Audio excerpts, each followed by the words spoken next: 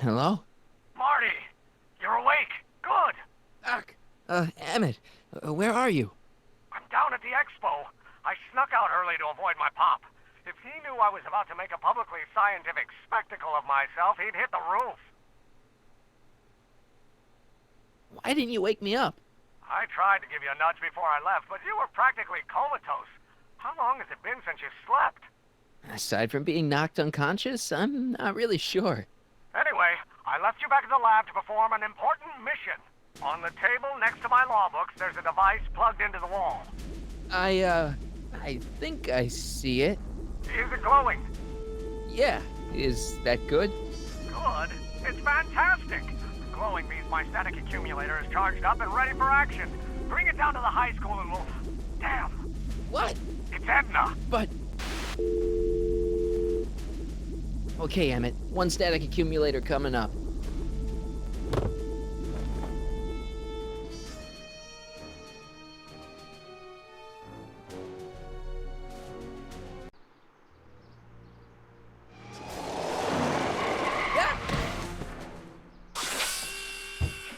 Jeez, Doc. Watch out. You almost ran me over. Sorry about that, Martin. This vehicle is sometimes difficult to control. Yeah. Hey, are you okay? After that argument about Emmett last night... I'm fine. Thank you for asking. So, how are the time circuits? Still broken. I've got a few ideas, but I'm occupied with other problems today. So is that what I'm destined to build for the expo? Yeah, it's a static accumulator. Emmett spent all night building it. Turned out he didn't really need to see Frankenstein after all. He just needed a little push. And some lightning. Fascinating. I also had an epiphany last night. Doc? I realized that it wasn't Edna that made my life miserable. Doc! It was science. You can't give up science. You love science. Correction. My younger self loves science. But if Emmett doesn't go through with a demonstration at the expo, his dreams of being a scientist will dim just enough for Edna to step back into his life and steer him down another path. Another path? What other path? I don't know. Architecture, automobile repair, taxidermy. Maybe I'll even pursue a life in law like my father always wanted. As long as Emmett steers clear of science, Edna and I will be free to be happy together.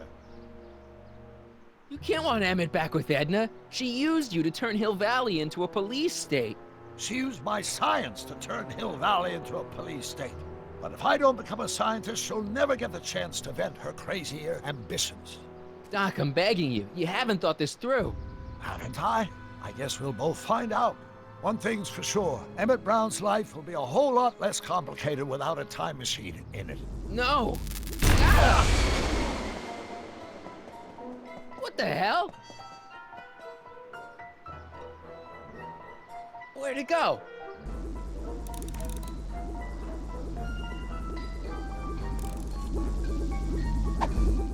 Oh, come on!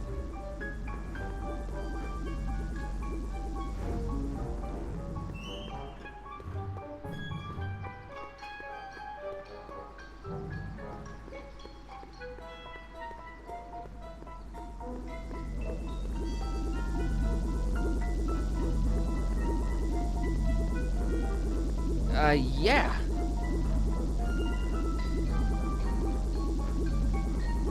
Here, little static thingy.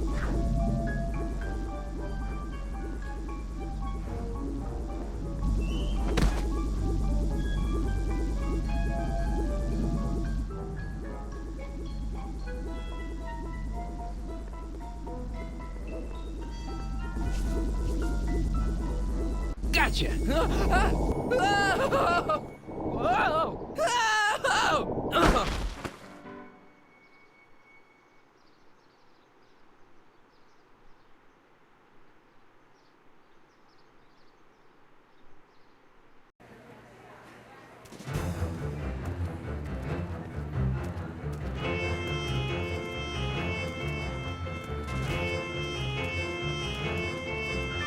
The future is coming today. There's a shiny new tomorrow on the way. a mystic, futuristic wonderland. Just around the bend, my friend, you'll see a dream or two. If you care to dream and dare to dream, your dreams can all come true. There's a world of wondrous wonder on display, because the future is coming today. Not bad, eh? Not bad at all, but I thought you fired her. I found a loophole. What kind of loophole? Just a loophole. You're not the only one who's allowed to have secrets, you know. All right, all right. Say, don't you have to get that whatchamacallit to Emmett Brown's booth? Huh? Oh, yeah, right. Because the future is coming. It's almost here now. The future is coming. It's getting clear now. The future is coming today.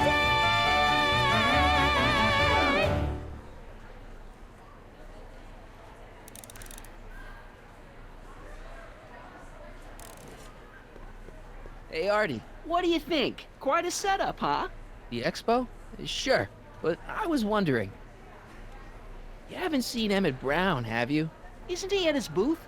It's the tall one over there.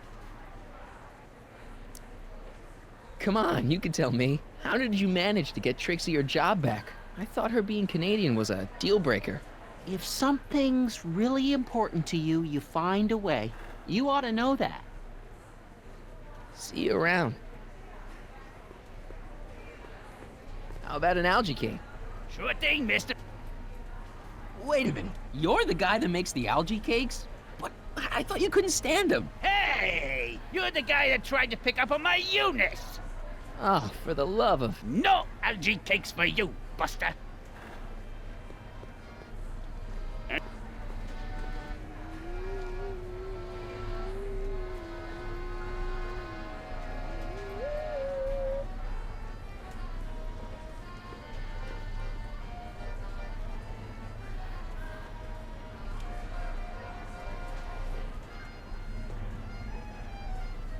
Excuse me, Mr... Duto, Jacques Duto, at your service. Jacques Duteau, famous diver. So you're some kind of celebrity? I do not like to brag, but I have a small following, yes. I guess people are always bugging you for autographs, huh? Asking you to tell them stories about your adventures and stuff. It gets a bit old, but I can always retreat to the depths. The fish are much less, demanding. Could I get a ride in that bathysphere? Certainement, if you've got a ticket. See you around.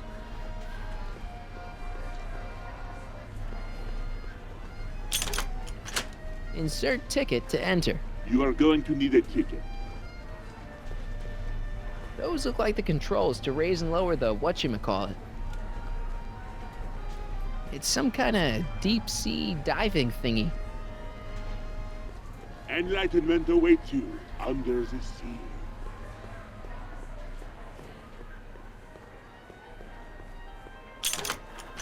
Insert ticket to enter.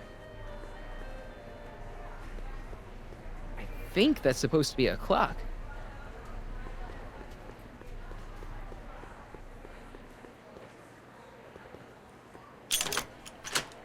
Insert ticket to enter.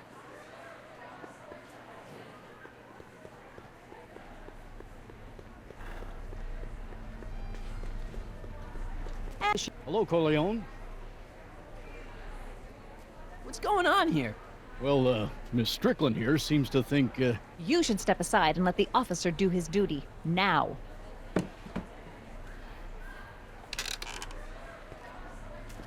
Wait a minute, that's Emmett's levitator up there. Oh, don't be so modest. I'd say you deserve at least half the credit. It was you who tricked poor Emmett into breaking up with me. It was you who manipulated him into dropping my project in favor of this clear hazard to public safety. The electrokinetic levitator was Emmett's idea. I just helped. What's your point? Oh, I think you know exactly what my point is. Emmett's invention isn't going to work, is it? At least not the way poor Emmett thinks it is. how do you know this? I had a very interesting chat with Carl Sagan last night. I found out who Michael Corleone really is, and where he comes from. Is there something you want to tell me, Michael? Why don't you call him by his real name? Yakov Smirnov. Thanks a lot, Doc. An anarchist! A foreign agitator bent on sowing chaos and destruction in the Hill Valley Expo! Annie, you don't believe any of this bullshit, do you? Sorry, Yakov, but I really don't have a choice. Very good. And now, arrest this subversive. Come here. Look, here's the thing. I happen to believe this dame's got a screw loose, but she's been getting some clout in town ever since that business with Kid Tannen. But Emmett's gotta fly that electrokinetic levitator at this demo. His whole future depends on it. And my future depends on making sure he doesn't. The chief reads her column religiously. Well, if I don't do what she says, she's gonna start a campaign to have certain tainted officers removed from the force. Isn't there anything I can do? Not unless you've got some dirt on Edna. Something that'll discredit her in the eyes of the law. Well? I'll dig something up. You do that.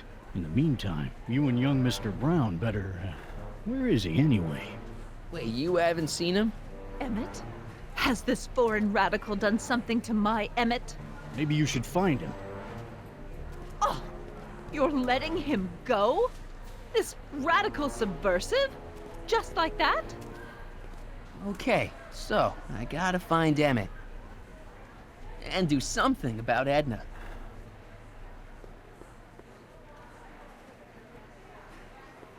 Emmett's gonna fly his electrokinetic levitator, and he's gonna do it today.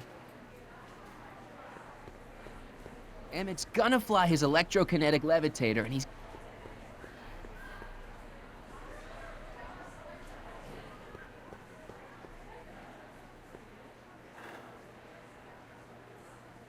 Come on, Emmett, where are you?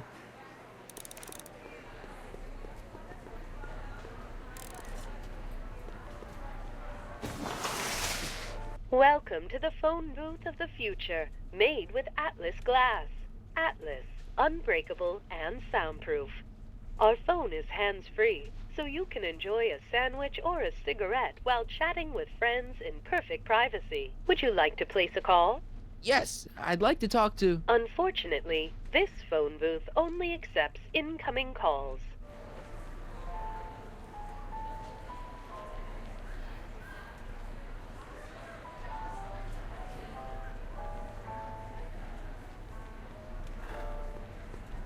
Hi, Trixie. That's Techni to you, kiddo.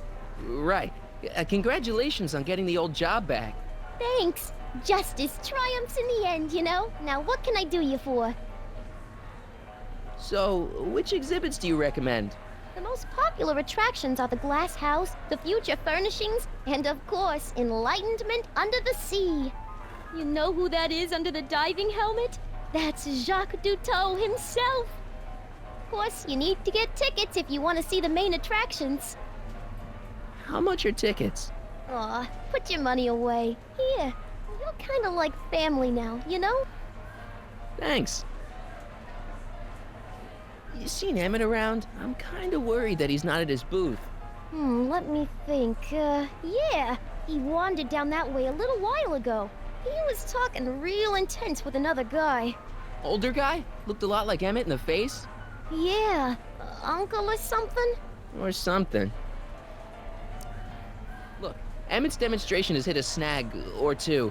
Can you delay his act for a while? Let someone else go before him? Sorry, I don't set the roster, and they won't let me change it. I can drag my feet a little, but if your friend's not ready to go on pretty soon, we might have to skip his act. I mean, demonstration. But you can't! Hey, it's just a science demo. It ain't a matter of life and death. What time is Emmett supposed to go on? Let's see, 8 kilobeats past 50. We're on metric time here at the Hill Valley Expo. Edna Strickland is trying to get Emmett's booth shut down.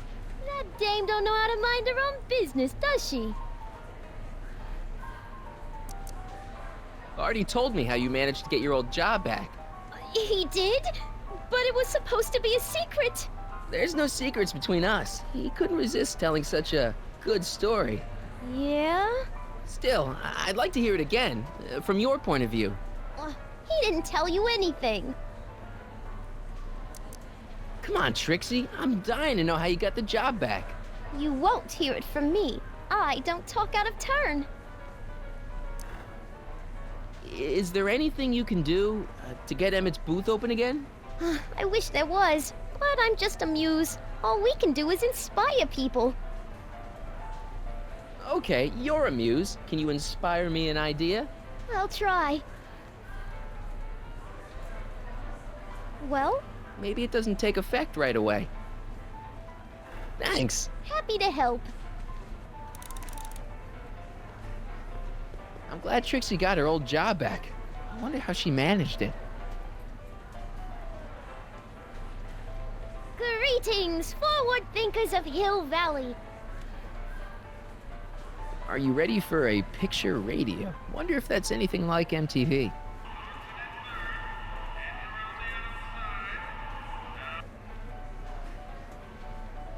A potted plant? What's this got to do with law enforcement? A potted plant? What's this got to do with law enforcement? It's a bug. No, a plant. But it's got a wire recorder hidden inside, see? If we could have got one of these into Tannen's speakeasy, and if he's the kind of guy who talks to plants, we could have busted him a lot earlier.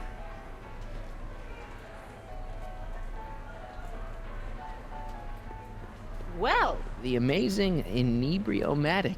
Well, from what the boys in the lab tell me, someday we'll be able to tell whether people have been drinking just by breathing into a machine like this. Try it out. I don't think so. The electro-pacifier. Amazing, isn't it? They say one day we'll be able to stun fleeing criminals by shocking them at a distance. Does it work? Nah, it's just a model. now, where were we?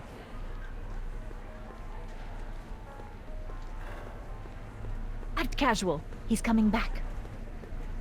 Danny, can I talk to Edna for a minute? Be my guest. I'd like a couple minutes of quiet. What's this about? What'd you do with Emmett, Edna? What are you talking about? You're the one who's trying to ruin his life. Believe it or not, I'm the one trying to save it. From what? From you, mostly. You really don't know where Emmett is? I haven't the foggiest. If he's smart, he's run far away from whatever dangerous shenanigans you talked him into perpetrating today. Shenanigans? Why are you still involved in Emmett's life? I thought you broke up with him. I did, but then your friend Mr. Sagan told me about your scheme to interfere with our romance. Not a very nice thing to do, Comrade Smirnoff. You don't really think Emmett's gonna want you back after you crushed his heart and tried to stop his demonstration at the expo, do you? Not at first, no. But eventually he'll realize I've got his best interests at heart, and he'll come running back to me like one of those dogs he loves so much. You hate dogs. Yes, ironic, isn't it? Why'd you go and get Emmett's invention sealed up like that? I had no choice. Once Mr. Sagan told me about your attempts to radicalize my poor Emmett, I knew I had to stop him from going through with your dangerous invention. But it's his invention, and it's not dangerous. Okay, maybe it's a little dangerous, but only to him. That's for the authorities to decide.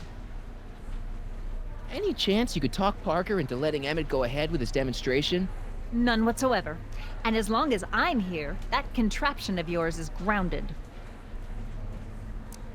I know your deep, dark secret. Secret? What secret?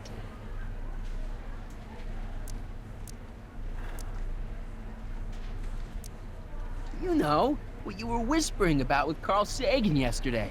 You overheard? Sure I did. And you did a really lousy job at, burying the body. Oh, you didn't hear a thing. What I was talking about with Carl Sagan is between me and Carl Sagan. Have you seen Mr. Sagan around here anywhere? No, and I wouldn't tell you if I had. He's more than a little scared of your anarchistic tendencies. Why is Parker so willing to do your bidding? Well, the good detective knows that he owes his current rise through the ranks to my reporting on his behalf. Oh, He also knows that I could just as easily pen an exposé about his previous nights of drunken debauchery and evidence tampering. you're blackmailing him? Reporters don't blackmail, Mr. Smirnoff. We look out for the public interest. Did you see? Trixie Trotter got her old job back. Oh, I know! I tried to have it out with Arthur McFly, but he refuses to explain himself. Apparently, he discovered some sort of loophole that allows that Canadian to retain her position. Well, the Ladies' Decency Society shall hear about this. Make no mistake. Any chance you could talk Parker into letting Emmett go ahead with his demonstration? None whatsoever. And as long as I'm here, that contraption of yours is grounded. I know your deep, dark secret. Pretending like you wanted to put Kid Tannen away when all the time you were working for him. Oh, how preposterous. I know your deep, dark secret. Those charities you were working for, they were all just a front, so you could wriggle your way into those orphanages And steal their piggy banks? Right.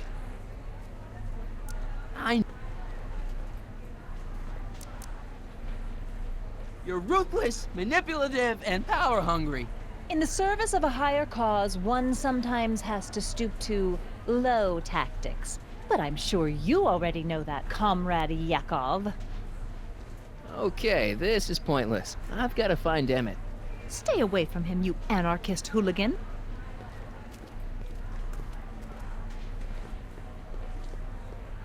Oh, hello, Smirnoff. Hey, Danny, could I have a word with you? Comrade Smirnoff, come to turn yourself in? In private? With pleasure. You've got to let Emmett demonstrate his invention. His whole future depends on it. Well, I'd love to, kid, but Miss Strickland thinks it's dangerous. And unless you've got something on her, her word is pretty much law. Any idea where Emmett is? Well, he was working over by his booth, but by the time Edna got done haranguing me, he was gone. I hope he comes back soon so we can get this mess cleared up. What's a newly promoted detective like you doing hanging out at a science expo anyway? Are you kidding me? This is a great assignment. I get to sit around all day playing with nifty new crime-fighting gadgets, like this. What does that do? Hell if I know. Since when does anyone in Hill Valley listen to what Edna has to say? Ever since she helped take down Kid Tannen, she's had the mayor and the city council eating out of her hand. I'd be an idiot to ignore her, especially with my, alcohol-heavy background. Boy, I wish I could catch her jaywalking or something. I'd throw the book at her. Yeah, but you never catch a dame like that breaking the law, darn it.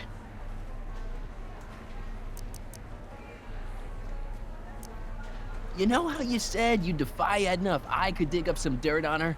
Yeah? You got some? She kidnapped a friend of mine and she tried to erase his brain. That's terrible. But when did this happen? In, the future. Stick to the facts, kid. I have enough people come to me with cock and bull stories.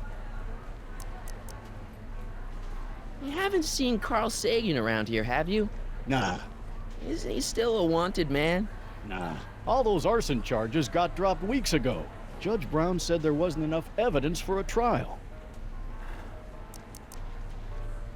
Thanks. I'll be back. Oh, I hope so. You've got to get this albatross off my neck. Well, did you put the screws to him? Did he confess? Hiya, folks.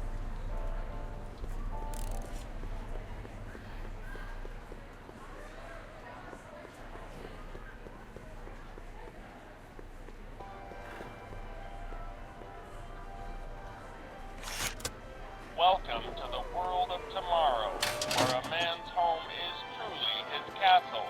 Here, gratification is just always a push of a button away.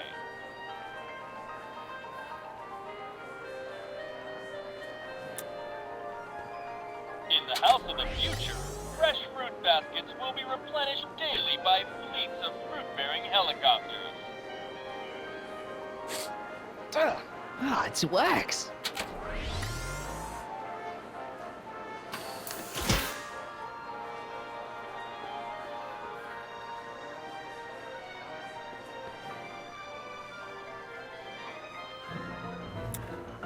In the House of the Future, phone conversations will be completed in the privacy of the personal phone helmet. Hey! Please recite the phone number you wish to dial, or say hang up to terminate your phone helmet experience. Klondike 4385. Ground residence. Hey, Hampton. How's it hanging? This is Marty, Emmett's friend. Is he there? Not at the moment.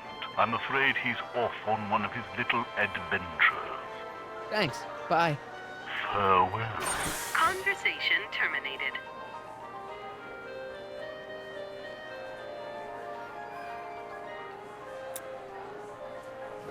In the mood for fun? The House of the Future comes equipped with a modern home entertainment center. Chinese checkers and everything.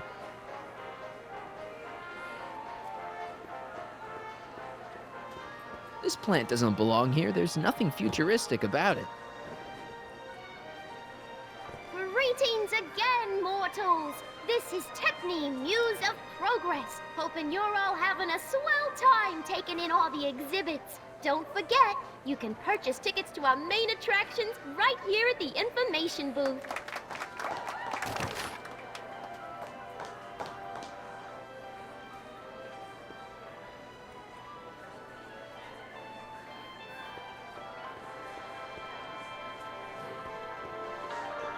A fully equipped home entertainment center. So, where's the ColecoVision?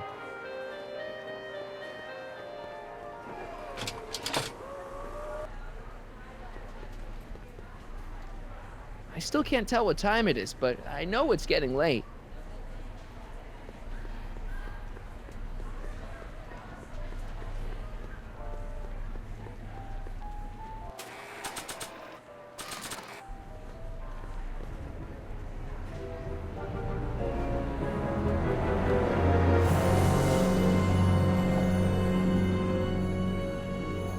Why?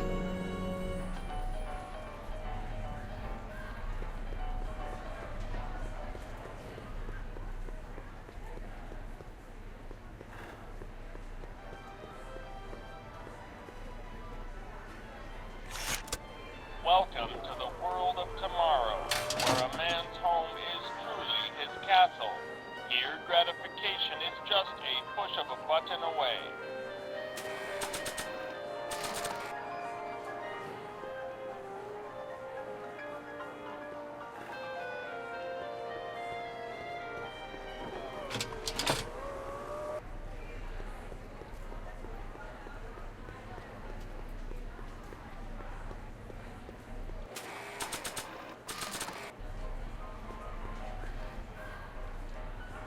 Okay, call me a snoop.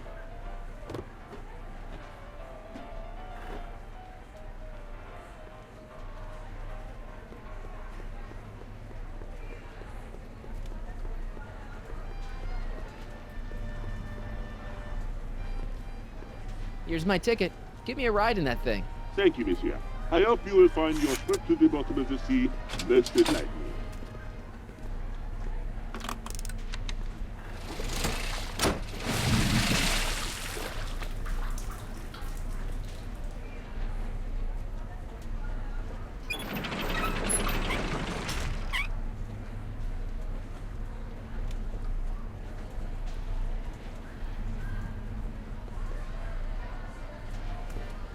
Well, Heavy.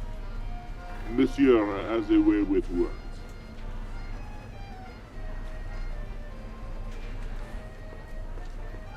Mr. Duteau? Oui? I'm looking for a friend of mine, Emmett Brown. Tall young guy, reddish-brown hair. A distracted look? That's him. Any idea where he went? He just passed by here with an older gentleman. I think they were headed into the House of Glass. Great, thanks.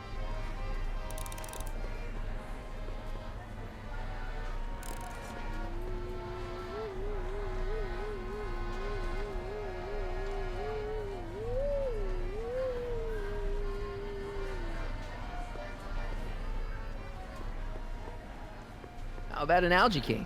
One algae cake coming right ahead. Hey, wait a minute. It's you! Forget it, mister.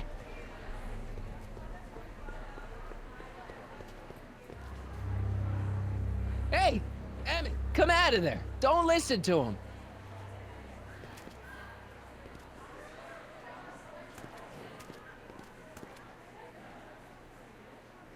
Perfect.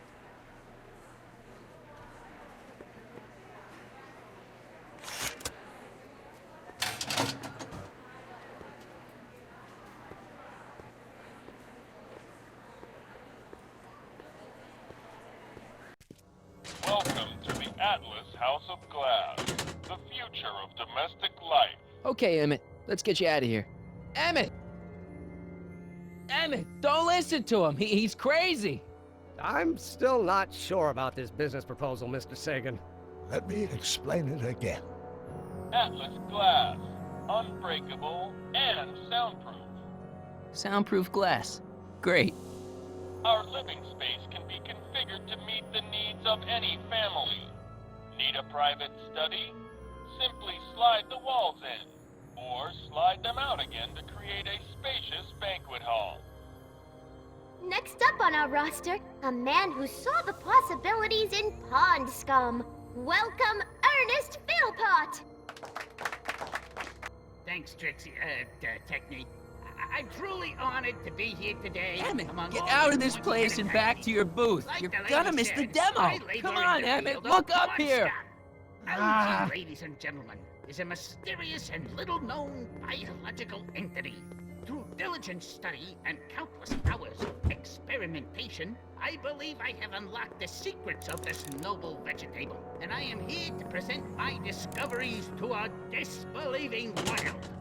Algae cakes, ladies and gentlemen, is the next wave in the agricultural revolution of the 20th century. Algae is just loaded with healthful properties. Vitamins A through J, along with enough protein to choke a horse. Till now, people haven't been getting the benefit of all this nutrition on account of the less than appetizing nature of the algae herself. But sweetened with corn syrup and held together in solid lumps through the miracle of gum arabic. Come on, Emmett, look up here. A package that is chewy to the mouth and bursting with delightful fresh flavor. I invite each and every one of you to come by my booth. That's booth A113 here in the main hall and sample an algae cake on the house. I thank you. Thank you, Ernest. Do be sure to drop by his booth and sample an algae cake. I have, and it was very interesting. I will be back later to highlight another of our fine exhibitors. See you soon!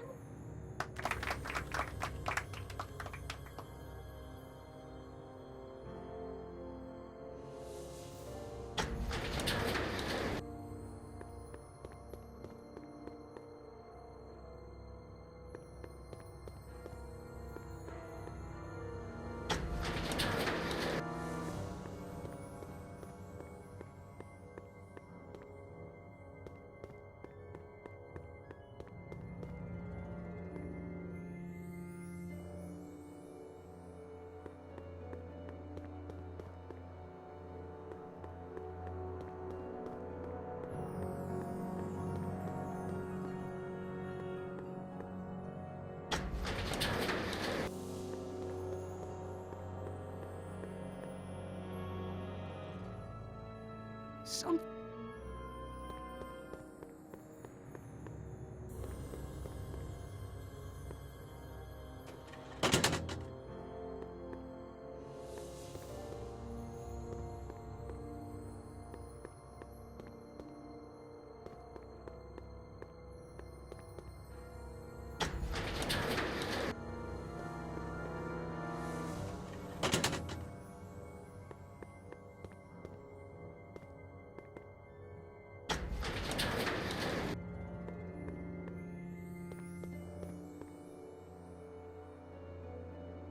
It won't slide open.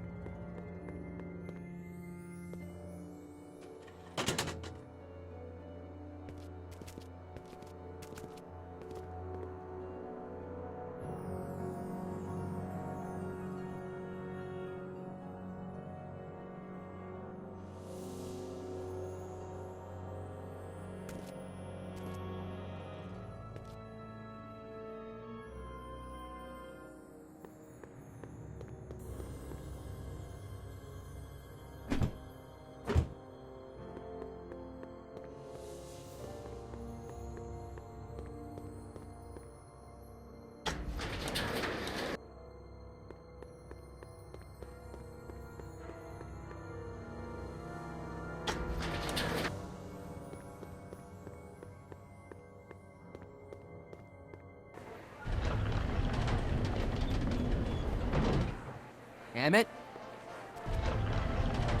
Where did you take him now, Doc?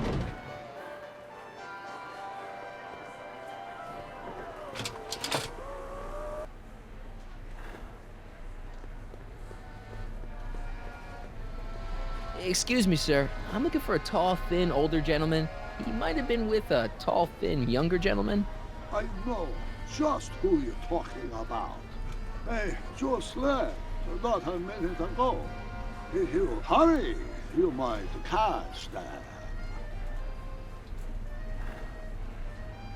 Take off your helmet. I prefer to leave it on. The inland air is difficult on my sinuses. I know you're in there, Doc. Doc? Yes, I am a doctor of marine biology, but I fail to understand what you're... Quit fooling around, Doc. What have you done with Stop! Help! I'm being attacked! Michael! What are you doing? You can't assault the exhibitors! Emmett? You don't understand. He's kidnapped Emmett. The boy's obviously confusing. I'll say he is. You want I should toss him out on his ear? That won't be necessary. Do you know who that is? That's Jacques Duteau of the Oceanic Institute. No, it's not. It's... Please, keep it down. The Expo went through a lot of trouble and expense to secure Professor Duteau. We can't afford to antagonize him. But if you've got a complaint against him, we can straighten it out after the show. But if you make another scene like that, I'm afraid I'm gonna have you expelled from the hall.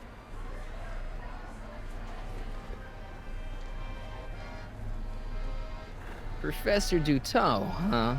At your service. Where'd you stash Emmett? In the diving bell? It's called a bathysphere. Aha! So Emmett is in the bathysphere. I don't know what you're talking about. What have you done with the real Professor Duteau? I'm not sure I like your insinuations. I'm not sure I like you kidnapping Emmett. Perhaps I should call the authorities and have you removed from the hall. You're a cold-blooded guy, Duteau. C'est la vie. I think I'm gonna take a closer look at that bathysphere. Not without a ticket, I'm afraid, sir. Hey! Is this guy trying to bum a free ride? No. See that you don't. Feels good to be on the right side of the law.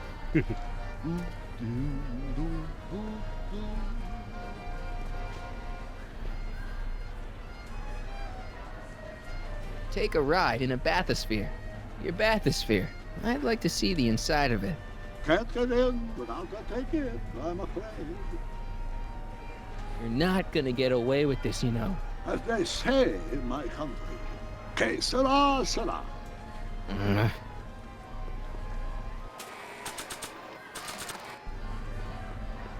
Here's my ticket. I want to see inside that bathysphere. I don't think so. What do you mean? I've got a ticket. You have to honor my ticket. It's the wrong kind of ticket. Sorry. Oh, give me a break.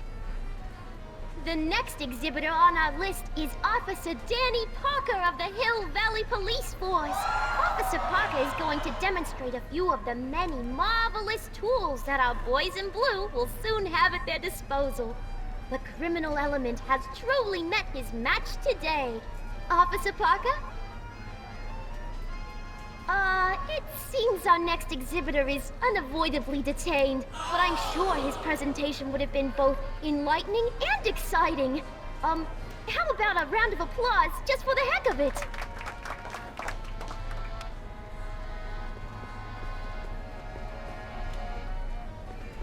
I ought to just go raise the bathysphere myself. I don't think so. Is this punk giving you trouble, Mr. Duteau?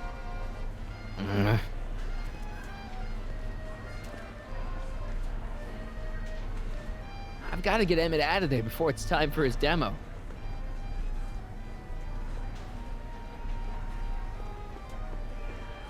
Yo, Doc. You would like to learn about the mysteries under the sea? Yeah, that's exactly what I want to learn about. Keep it up, Doc. Oh, I intend to.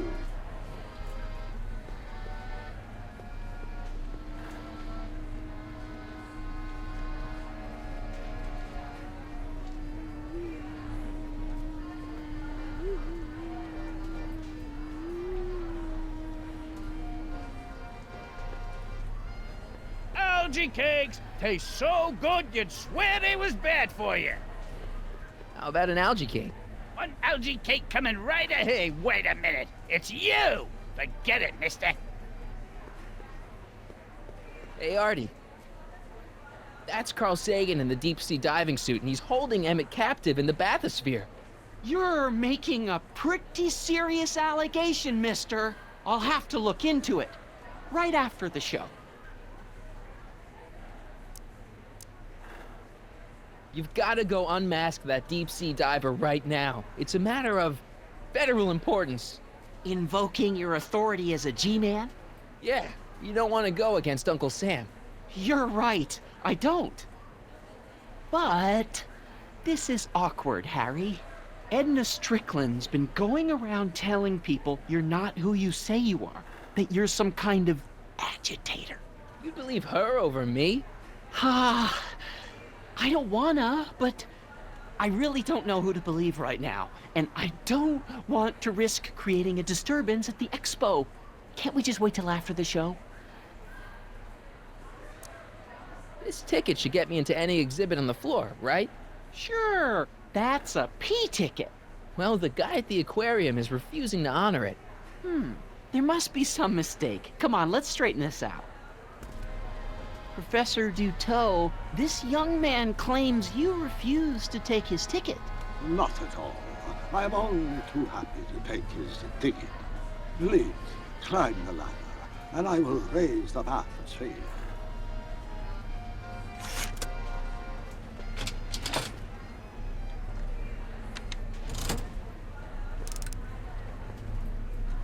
Mon Dieu! What is the matter?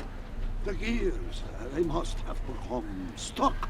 I am afraid I cannot raise the bathysphere at this moment. What a shame. Yes, it is. Well, I will work on the problem. Perhaps if you come back later. Come down, please. The bathysphere exhibit is currently closed for repairs. Can't you see he's messing with us? There's nothing wrong with those gears. Monsieur Duteau is doing his best to fix the exhibit. Hovering over him like that doesn't help the situation any.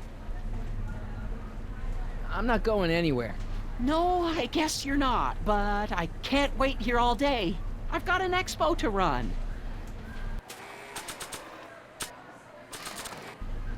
I'm only giving this to Emmett.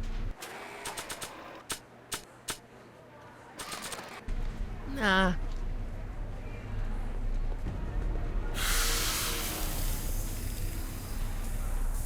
Step back! You're crimping the hose! What does it matter if there's nobody in the bathysphere? It's very bad form. Oh, sorry. I don't think so.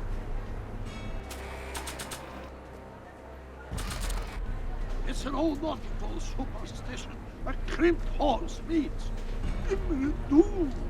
It does if there's somebody inside the bathysphere, but I thought you said there wasn't anybody in the bathysphere. There's not. I'm not going anywhere. No, I guess you're not, but... I command you uncrimp that hose! Funny. You'd think it was you who was running out of air, not the guy in the bathysphere. I don't know what you're talking about.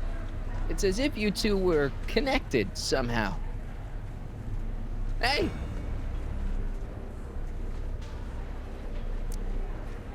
I'm just gonna keep holding this air tube closed until you raise the bathysphere. I wish you wouldn't. Why not? There's nobody in the bathysphere, right? Emmett gets no air until you raise the bathysphere. Emmett? Who? Emmett, you. You ready to drop the act now, Jacques Duteau, a.k.a. Carl Sagan, a.k.a. No! You know what happens when the air runs out, to both of you. Step off the hose! Shoot! That's better. Mercy.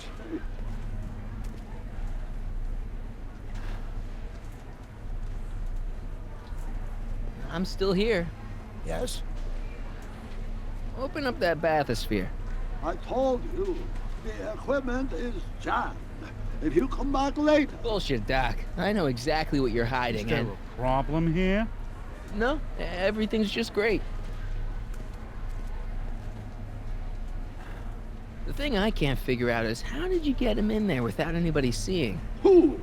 You know who. Young man, I told you, there's nobody in that bathysphere. That's right, he did say that, I heard him. Drop the act, Doc. You may be a great scientist, but you're a lousy actor. Ah, you are the expert on acting?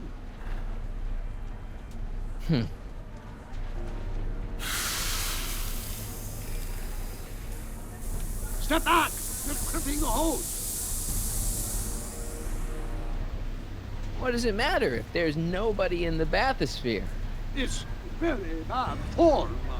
Oh, sorry.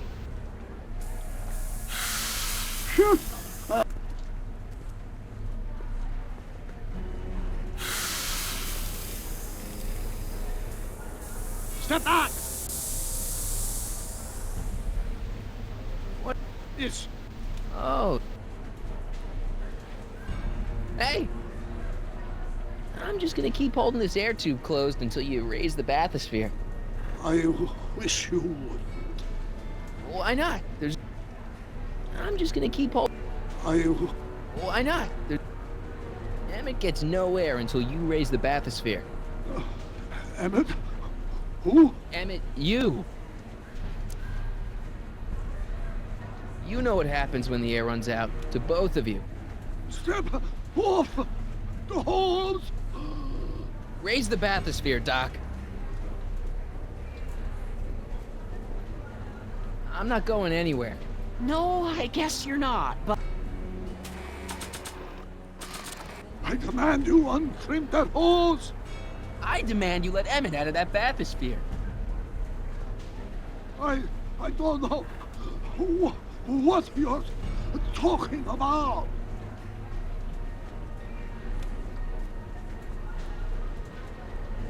He's running out of air, Doc, and you're running out of time. Let him out. I won't do it!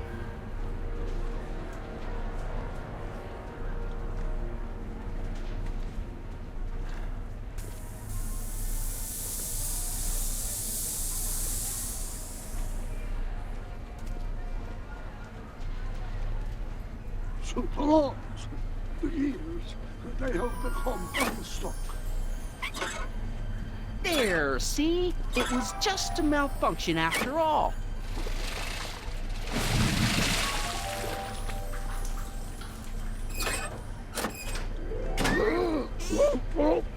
Let's get you out of there. Emmett Brown? Then it was true. Hey, you. Hey, he just took that guy's wallet. I think he took his wallet. Oh, remind me not to become an oceanographer. I guess I must have a touch of claustrophobia. Never should have gone in there. Well, we've all got problems. Now, you'd better get back to your booth Funny before... thing is, I don't even remember going in there. Last thing I recall, I was in the glass house talking to Carl Sagan. Did you know he's really a scientist? I'd heard. What did he say to you? Oh, he had some sort of spur-of-the-moment business proposition. It was all very rush, I never got the details. It would have meant leaving before the expo was over, so I told him that... Say, where'd he go? Do you know? Carl Sagan? He had to leave. One of his experiments blew up on him. No, I know how that is. What's this? Oh, yeah. Edna made Detective Parker shut down your booth. He says he can't go against her. Oh, yeah? Unless we dig up some dirt that'll discredit her in the eyes of the law. So that's what we'll do.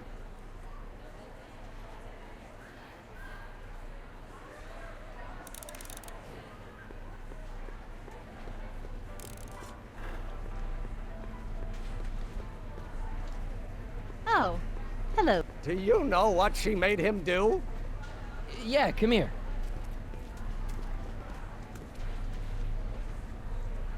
Listen, the If Carl Sagan shows up again, you're not gonna let him lead you away, are you? Are you kidding? My sole concern now is to get back up to my electrokinetic levitator. Good man. Edna made Parker close your booth down. I know that. So he'll only open it up again if we could find a way to discredit her. Do you know anything that'll ruin Edna's standing in town? Yes, I do. She is a rotten kisser! Oh! That wasn't what I had in mind. Edna never confessed anything to you, did she? Like what? Something incriminating. Like, for instance, her being the speakeasy arsonist. Edna, the speakeasy arsonist? Then again, why not? But she never said anything about it to you? No. Assuming we get Parker to open your booth back up before they call your name, is the levitator ready to go? All except the power source. You did bring the static accumulator, didn't you? Yeah, I've got it. You want it now? No. Wait till we get back to the booth. Edna never confessed anything to you, did she? Like what? Something incriminating. Edna, the But she never said anything about it to you? No. I gotta run. Did you talk some sense into those two? Oh, a Sisyphean task if ever there was one. Oh, hello, Smirnoff. Hey, Emmett, mind if I talk to your ex for a minute? Could you? The detective and I need to have a rational conversation about my invention. Are you implying that I'm irrational? Come on, Edna.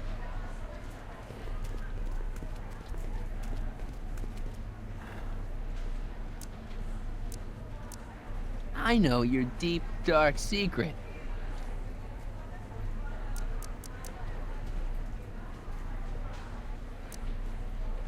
You're ruthless, manipulative, and power-hungry. In the service of a higher cause, one sometimes has to stoop to low tactics. But I'm sure you already know that, Comrade Yakov. I haven't got time for this. That's funny. Soon Emmett and I will have all the time in the world. Hiya, folks. Hi, Trixie. Now, what can I do you for? Did you see me rescue Emmett from that bathysphere? Yeah, you mean to tell me Carl Sagan stuck him in that thing? Uh-huh. Right under my nose. Some goddess I turned out to be. Well, anyway, he looks okay now. Thanks.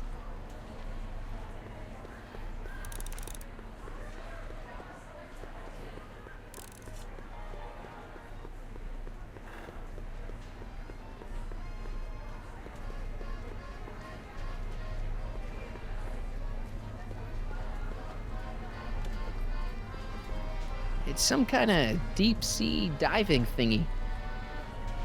Those look like the controls to raise and lower the whatchamacallit.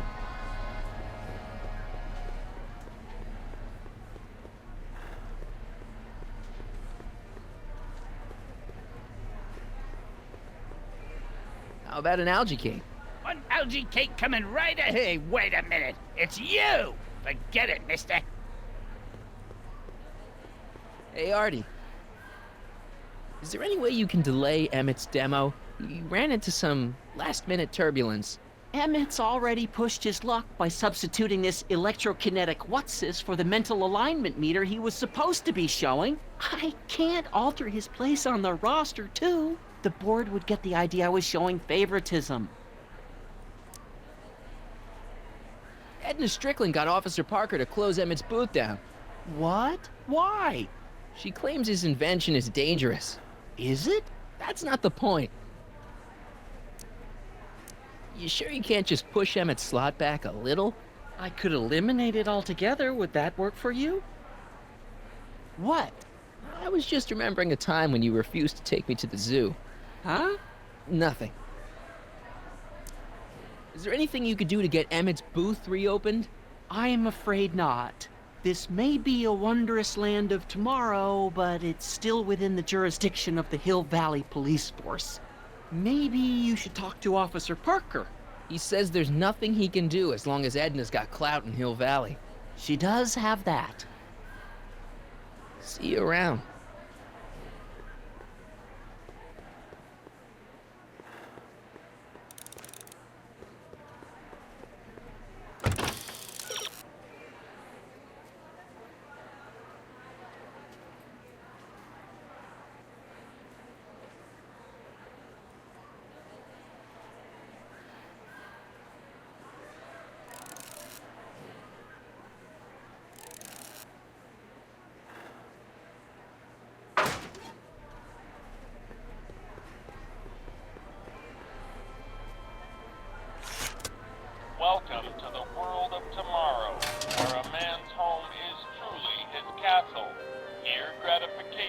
just a push-up.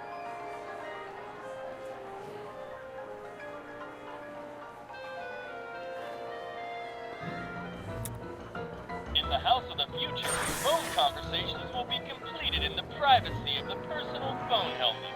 Please recite the phone number you wish to dial, or say hang up to terminate your phone helmet experience. Klondike 4253. Hill Valley Expo, where the future is coming today. This is Techni News of Progress. To whom am I speaking?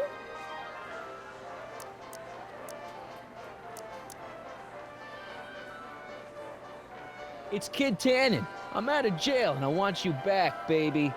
I don't know who you are or why you're doing that horrible impersonation of Kid, but that part of my life is over. I've gone legit. Conversation terminated. Good for you, Trixie.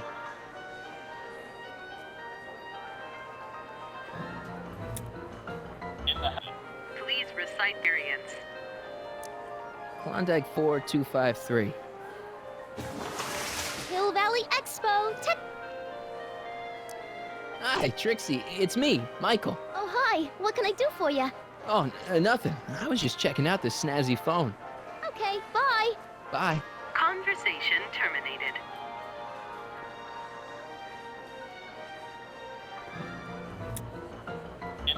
Please recite variance. Klondike 4253. Jeez, always with the phones. Yeah? This is Anthony. I'm looking for a friend of mine, Mr. Closeoff. Clothes off? Yes, first name Oliver. Oliver Clothes off? Listen, kid, I didn't just fall off the poutine truck. Who is this really? Hang up. Conversation terminated.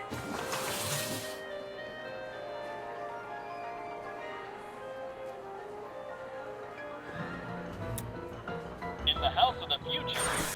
Please recite the phone number variance.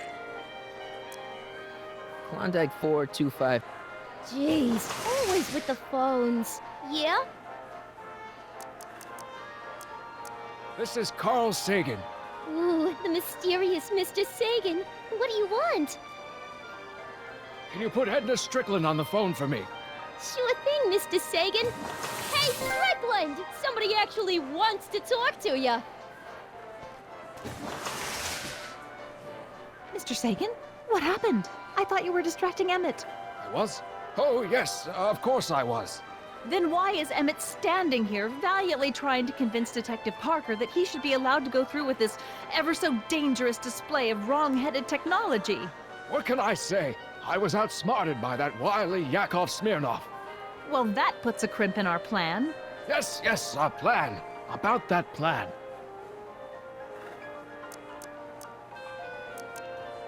I'm a little unclear on the details of our plan. Unclear? But it's your plan. I mean, I'm worried that you're a little unclear on the details. You were supposed to keep Emmett distracted, but it appears that you've been foiled by Mr. Smirnov. What can I say? He's too smart for an old fogey like me. So I see. There's been a change of plan. What? Yes, I've changed my mind. I think we should let Emmett go through with his demonstration. But you told me it could be dangerous, and that Yakov Smirnov was a foreign agitator. That the only way I could get Emmett back would be to scoop him up after his dreams were shattered, Yes. I said a lot of things, but I was a little crazy at the time. The important thing is, now I think you should let Emmett go ahead with his little demonstration. Oh, I get it. What? It's Comrade Smirnov, isn't it? He's gotten to you. No! I really want Emmett to go ahead with his demo. Don't worry, Carl. You can count on me. I seem to have momentarily lost track of Emmett. Do you have any idea where I might find him? You lost him? You were supposed to keep him distracted. Oh, I have been. He's just wandered off. Well, go look for him. I've got my hands full with Parker. Why are you saying all those terrible things about Emmett's friend? Young Comrade Smirnov? You were the one who told me about his vile deeds. Regarding, you know what? You know what? The little matter we were whispering about yesterday. Oh, that! As a matter of fact, I'm glad you brought it up. I was thinking, wouldn't it be a good idea to pin it all on Yakov Smirnov? Pin what on him exactly? You know, it! Oh, I get it. You're still sore about going to jail. That was the dog's fault. If he hadn't come glumping up to me right after I started the fire, I could have gotten clean away, and I never would have had to divert suspicion to you. She's the speakeasy arsonist. Carl, is somebody with you? No, it's just you and me. You know, I don't think I ever asked you why you burned down all those speakeasies. Why? Because no one else was doing anything about them. Every night they'd open up their doors serving illegal drinks and loose women, flaunting their depravity to the world, and the authorities did nothing. So I did what any right-thinking, rock-willed woman would do. I took action. Oh, and such a gorgeous action it was, too. The fires were so beautiful. The alcohol made them go up in such pretty blue flames. Where was I? You were explaining why you burned down the speakeasies. Yes. Did you find my answer to your liking? It was very revealing. Hang up. What?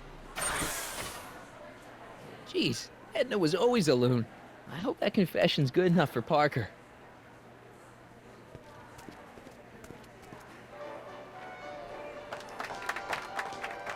Hiya, folks. It's me, Techni, Muse of Progress, gracing you once again with my presence. And speaking of presents, what better gift could Hill Valley offer the world than this magnificent science and technology exhibit, hey folks? If you haven't done so already, I urge each and every one of you to take a peek at Furnishings of the Future, right here in our main hall. Tickets are available from me, Techni, at our information desk.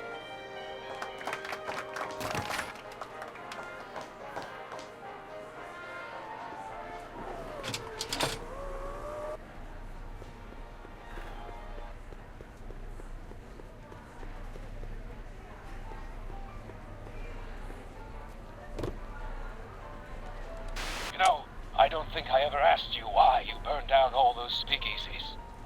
I think a lot of people are going to be interested in that answer.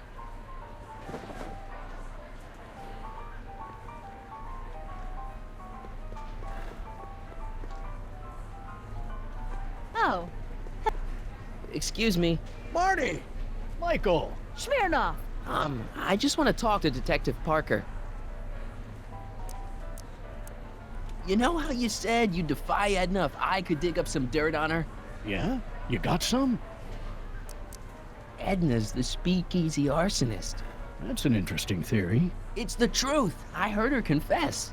Well, I didn't hear it, so I'm afraid it's your word against hers. And no offense, but her word carries a little more weight around here than yours does.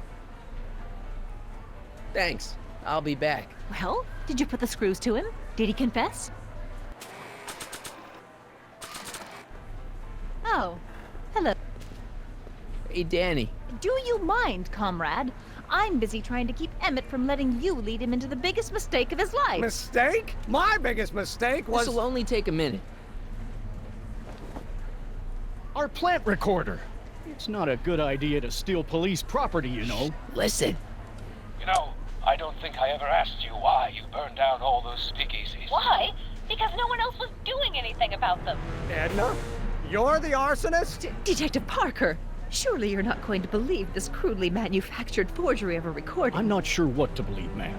But based on this crudely manufactured forgery, I'm afraid I'm going to have to ask you to come down to the station to answer a few questions about your whereabouts on the night of the speakeasy fires. Emmett?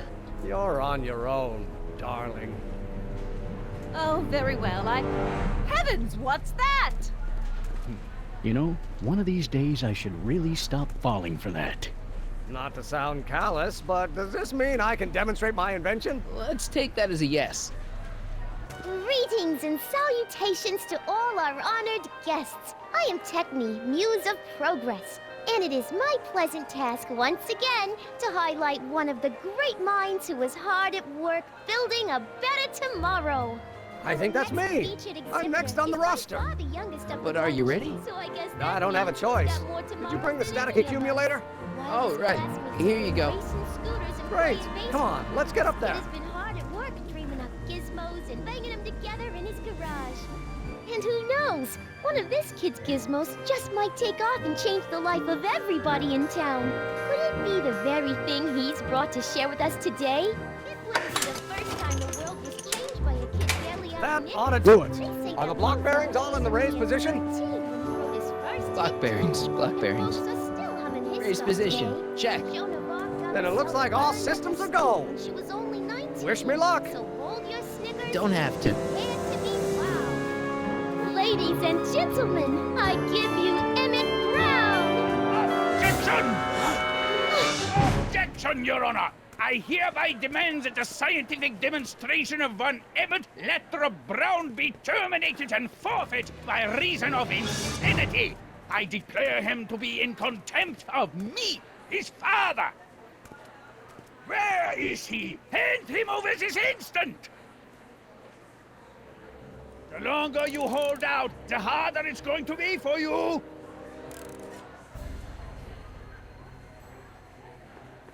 Emmett! Shh. Don't give me away! I thought you weren't scared of your father anymore. When he's in a mood like this, I'd have to be suicidal not to be scared. Just jump in the levitator and go. What's he gonna do?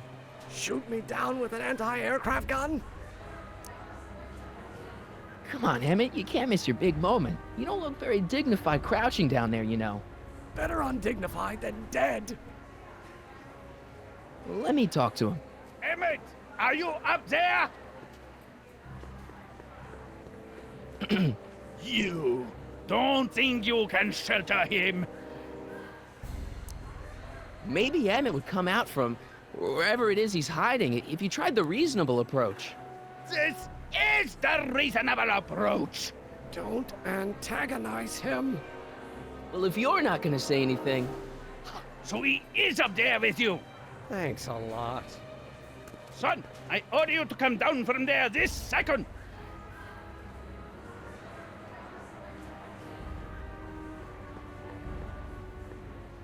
I want to speak to my son. Emmett's not ready to talk to you, directly. Oh, God. I suppose you're his mouthpiece? I guess so, yeah.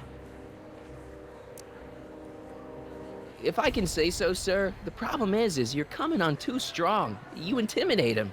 I don't intimidate him enough. That's the problem. You can't talk him out of it. His mind is made up. So, if talking won't work, there's always thrashing. Can't you two have it out later?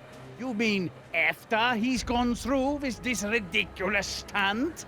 Yeah? No! Stay right there. I'm not going anywhere. You dare to disobey Emmett. I'm not talking to him. There's no point. Just go deal with him. What have you got to lose?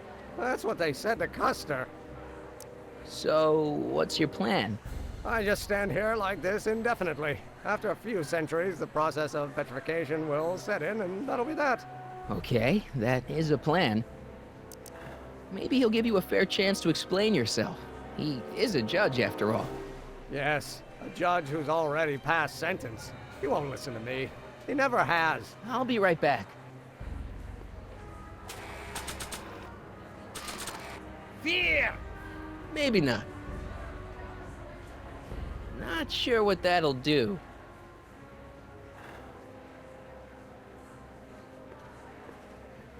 So, is your client prepared to make a statement? He says it's no use talking to you. You never listen? That only shows how pig-headed he is. Of course I'll listen. If he can justify his craziness, I'll be only too happy to indulge it. Stay right there. Emmett. I'm not talking to him. There's no point. You heard him. He said he'll listen to you. Well... At least give it a shot. Father? Son? You've never understood the first thing about me. All you want to do is step on me, squelch my natural instincts. You don't know what it's like to be young. You don't know what it's like to have dreams, to have ambitions so great and so powerful that they've got a life of their own. And it's all you can do to hang on for dear life while they gallop on where they must. This is America, Pop. And in America, a person doesn't have to do what his father did. Isn't that why you came to America? To live where there wouldn't be so many rules? Well, we talked. Are you happy? Emmett? Here to play peacemaker again, Pollyanna? I don't know. I think you two are on the verge of a breakthrough. Okay, so he's got a strong personality. Strong personality. Lord save us from strong fathers. Why couldn't I have been born to a nice, wimpy milquetoast? Yeah, well, that's no picnic either. The important thing is, fathers can change. Says you. Okay, so he's got a strong... Toast? Yeah, well, important... Says you. Deep down, he's just worried about you hurting yourself. No amount of physical pain could equal the pain he's already inflicted to my spirit. Please, you gotta get out of Emmett's way. I have yet to hear a compelling or even coherent reason why. Look, Your Honor, you don't see it, but there's an awful lot riding on Emmett's demonstration. All the more reason why I've got to put a stop to it. Look me in the eyes, young man. I expect you know my son pretty well by now. Do you seriously think his exhibition is going to be a success? Sure. Sure it will. Ha! You know as well as I how it'll end. Disaster! Maybe, and maybe not, but even if it does, I mean, isn't Emmett entitled to make a few mistakes? Emmett has exceeded his quota for one lifetime. It's my job as his father to see to it there are no more mistakes.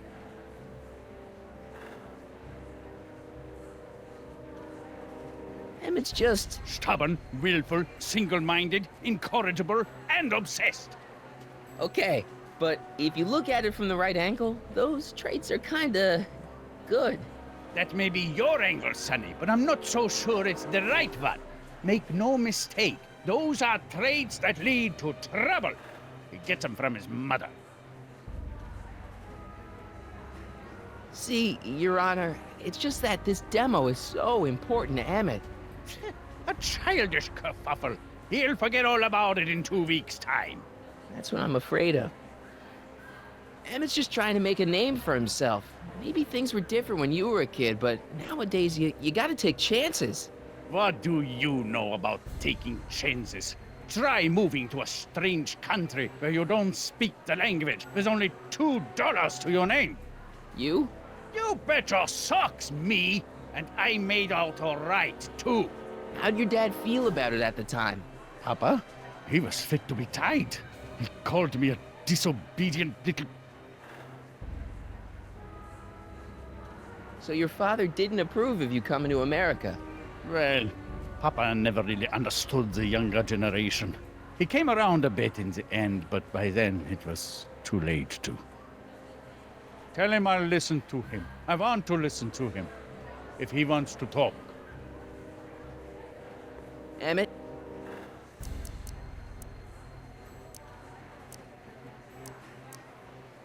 Deep down, he's just worried about you hurting yourself. No amount of physical... He says you get your stubbornness from your mother. Well, that's the limit. He's not satisfied with insulting me. He's got to drag my mother through the dirt, too. Mother isn't at all like me. She's gentle and sweet and endlessly patient. If anything, I'm more like... Oh, skip it. You were starting to say that you're like... Skip it. Can it be that you and your dad? No. Next subject. Emmett, stop being a dope. You've got your pride, okay, I get it. And so does he, but what's the harm in trying to make peace with the guy? He's your family, and family's important. Sometimes it's, well, even more important than we realize. May I come up?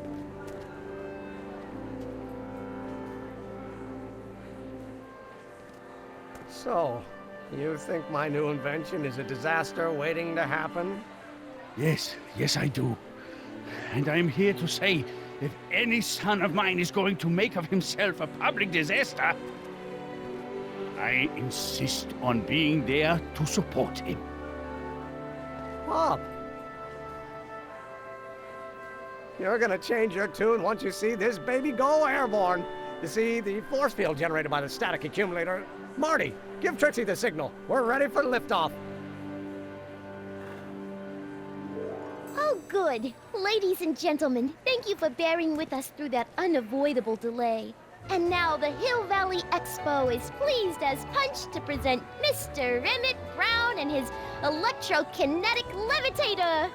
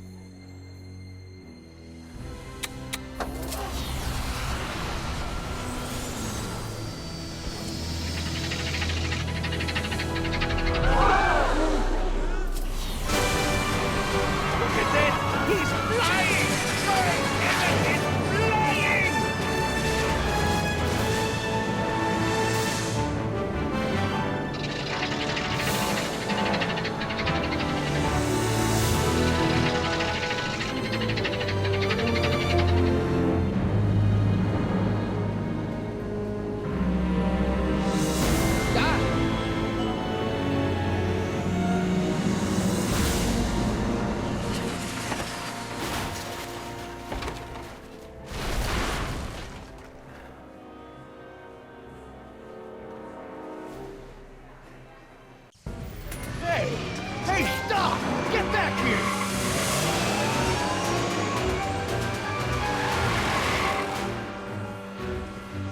Doc! You okay? I thought I could change her. Things could be different. Forget about it. Come on. We gotta find a way to stop her before... No, don't come any closer. Doc! Go away! But... Move! Marty!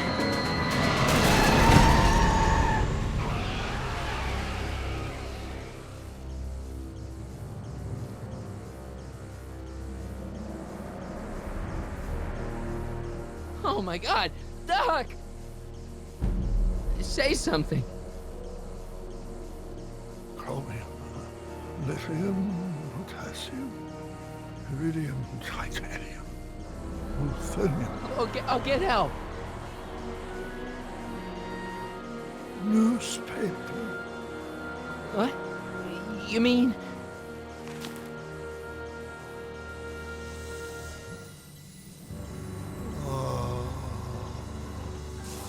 Gonna get you to a hospital, Doc. You're gonna be okay. Yes. Oh, I think I am going to be okay, Marty. No, come on, Doc. Doc, don't do this. Don't go.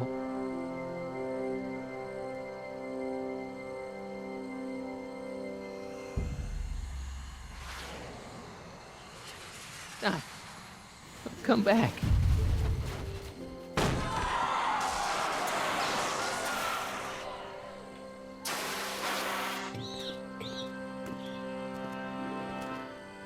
Doc?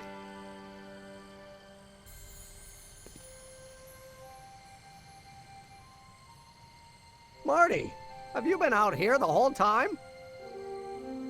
Emmett, is it over already? Oh, it's over all right. You missed a very wild party. I'm afraid I've been banned from the expo for the next 50 years. And if I were you, I wouldn't go back in either. At least not until all the broken glass is swept up. Oh, what was I thinking? Naturally, the ionic wind generated by an electromagnet of that size is going to play havoc with a merely mechanical steering mechanism. We need a much more advanced control system. I wonder, If we could find a way to translate the body's own gravitational field into electrokinetic force, one might be able to direct the ionic current simply by shifting one's weight. Oh, great Scott, that's it! And you're not discouraged? Discouraged? By what? You mean what happened in there? Oh, that was a learning experience. The way I see it, it's those little mistakes along the way that advance us along the pathway of knowledge. Come on, there's no time to lose. Let's get back to the lab and... I'm sorry, is something wrong? It's a long story. Let's just say I lost somebody. Oh, how sad. Anyone I know? It was, Carl Sagan. What? The guy who tried to hire me in there? You were friends with him? Strange. But how? Don't worry about it. It's got nothing to do with you. What? You're a complete mystery to me, Marty. Where you come from, what you're doing here. But there's one thing I do know. Whatever it is, it does have something to do with me. Please, Emmett, don't ask any... What's this? Come on, let me see. I deserve an explanation. Okay, here goes.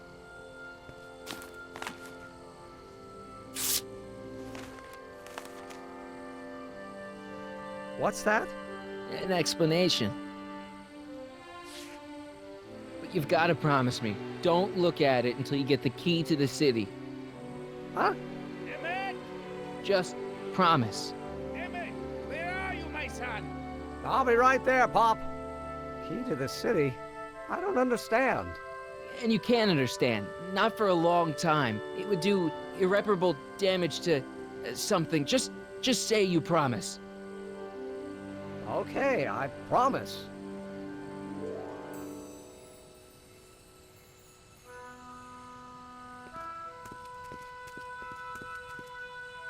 Wait, I will see you again, right? I guarantee it. Emmett!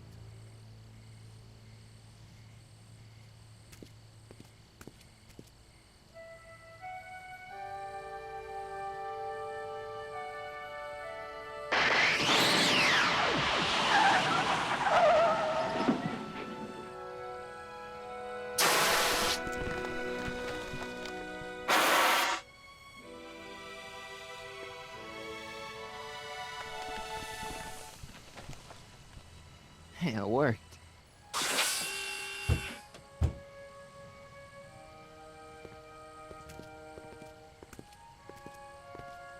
So, you were the same Marty. Funny how memory can play tricks on a person. I remembered you being much taller. How was the ceremony? Long. You've got a theatrical way of sending messages. Only way I could do it without messing up your timeline. Very clever. But what are you doing in 1931? I came to stop you from marrying Edna. Edna Strickland? I could never marry her. I mean, she was my first love, but after she broke my heart and tried to sabotage my career, I never saw her again. Never mind, it's better I don't know. Let's just get back to 1986. That is, unless your presence has caused any other time anomalies. Me? Nah, no. Well, I'm still a little confused about my...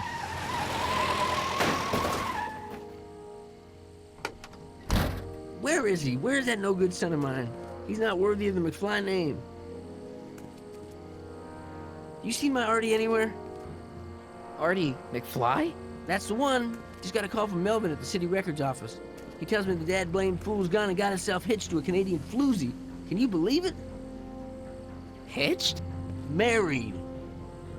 I swear, that boy's gonna put his papa in an early grave. So that's how she got her job back. Ah, he's married the wrong grandma. I mean, Trixie's not my grandma. And if she's not my grandma, I'm not me. Wait, that was Great Grandpa Willie. I met him when he was a baby. He peed on me. Holy crap, Doc, I'm gonna disappear again. Calm down, Marty. Seem reasonably solid right now. Whatever the problem is, I'm sure we can undo it with the help of... Car! Oh, great. How the hell did she get back here? She? You? You're not Edna. What's going on here? Is this some plot to put me in the nut house? No, it's all very simple, Danny. Oh, I'm sure it is. Tell me, did I or did I not just chase Edna Strickland off in this car? Not this exact car, but a car just like it. A car with a nasty habit of disappearing into thin air? Well... Wait, Edna Strickland just disappeared in the DeLorean? If that's what you call it. It made a loud noise, and then wham! Nothing! Great Scott! Marty, do you have any notion what date she might have jumped to? None at all, Doc. See, that DeLorean's time circuits are out of whack. They could jump to any date at all. Oh, this is bad. This is very bad. Let's just hope she jumped into the future. The far future. If she's jumped into the past... You think she might mess up the time stream? Wait a minute. This is Edna. Of course she would mess up the time stream. Guys, you mind telling me what the hell you're...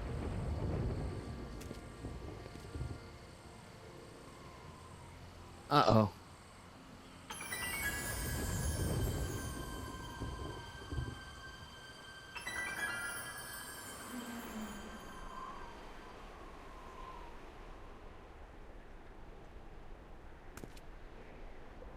Doc? Did we just leave Hill Valley? No, I believe Hill Valley just left us. How? Something must have happened to it. A long time ago.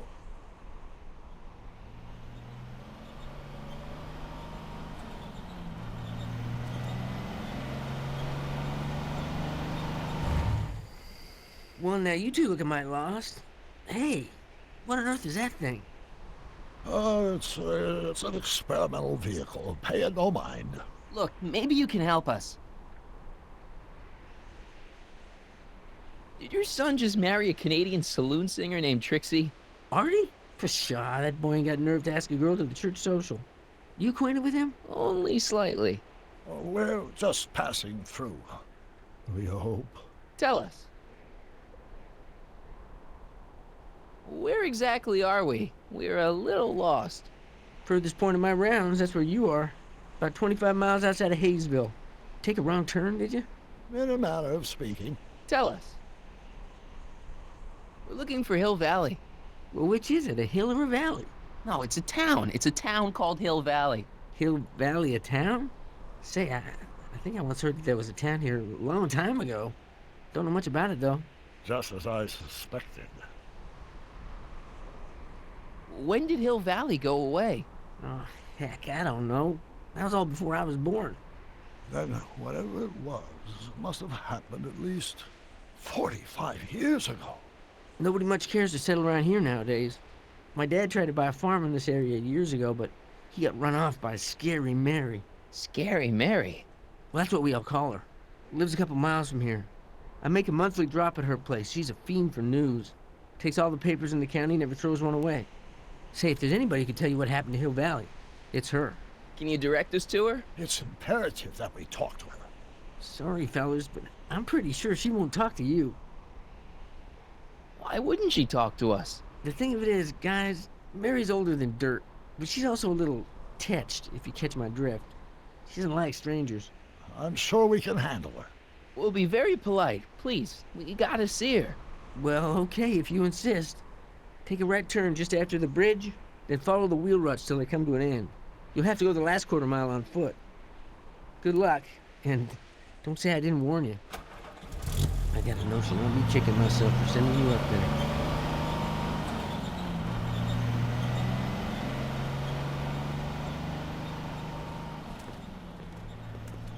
Can I drive?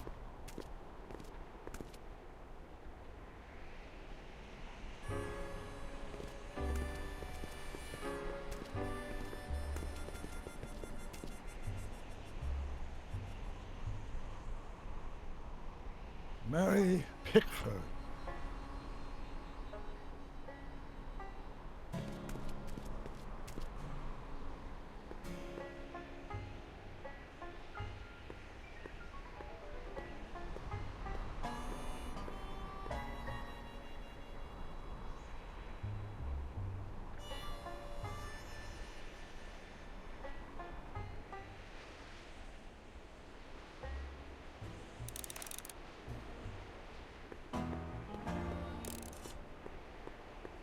Doc, it's a... Shh.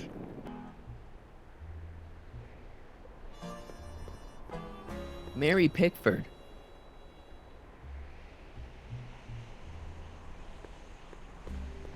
What do you see?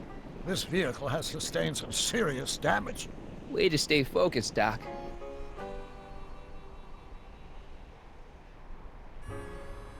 What do you see? This vehicle... Way to stay focused, Doc.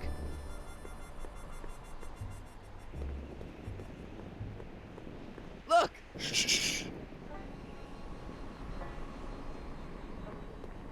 Look! Shh.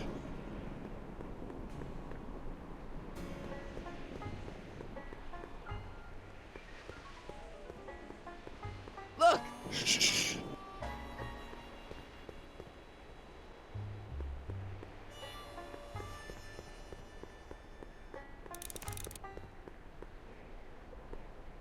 An old saloon sign. Cool. Too bad it's all burnt.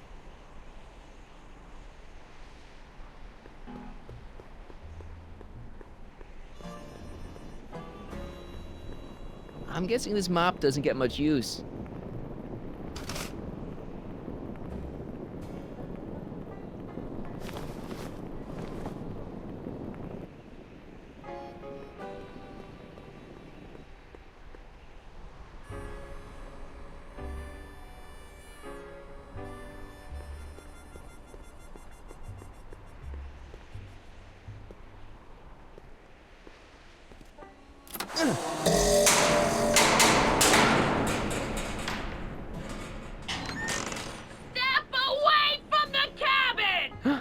Pardon us for intruding, madam.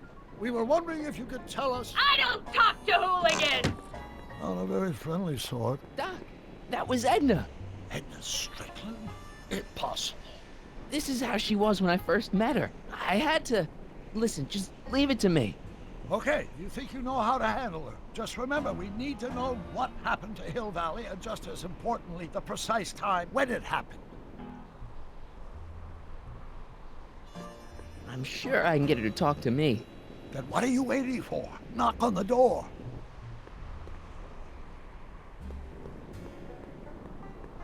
I wonder what's cooking.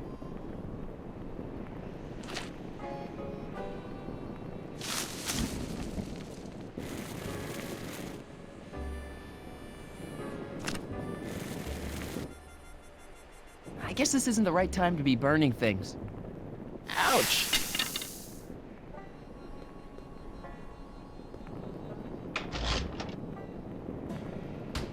Yeah, I can wait.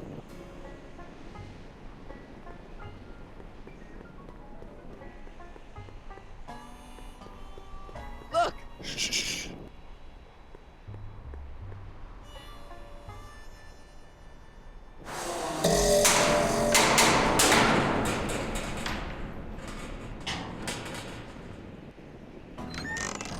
Hey, Miss Strick. Who are you? Yakov Smirnov? That's a foolish name, and I make it a rule not to talk to strangers with foolish names. But we're not strangers. How do I know you? You tried to have me arrested once, a long time ago. Remember? Listen, Sonny, I'm an easygoing woman, but I got a few rules I live by.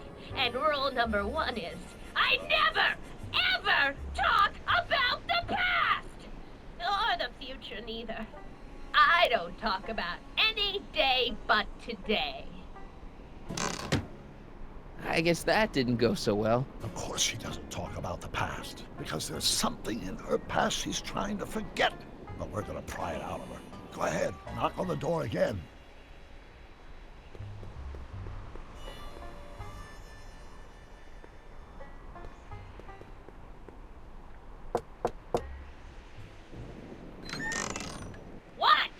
It's me again, your old friend. How do I know you? We spent the day together We did? Where? at the expo. That's crazy. I've been here all... What day is it? Tuesday, October 13th, 1931. October 13th, 1931. October 13th. Something funny about that date. Well, what are you here for? I brought something for you. What is it? Let me see.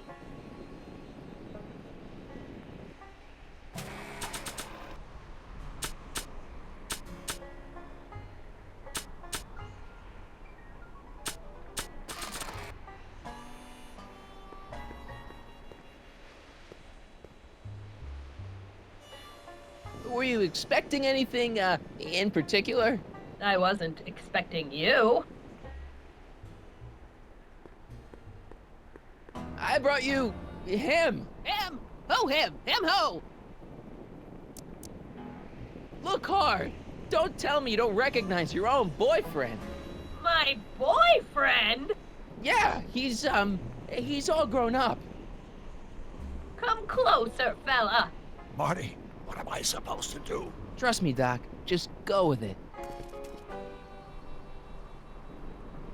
It can't be! Emmett! Yes, Edna. It's me. It is! It's October 13th, 1931! Oh, and you are Emmett! Emmett! How did I get so turned around? Have I been dreaming, or... Well, stay there! It's a classic case of repressed memory syndrome. Once the mental dam is broken, the subject is immediately plunged into the midst of the very scenes she's trying to forget.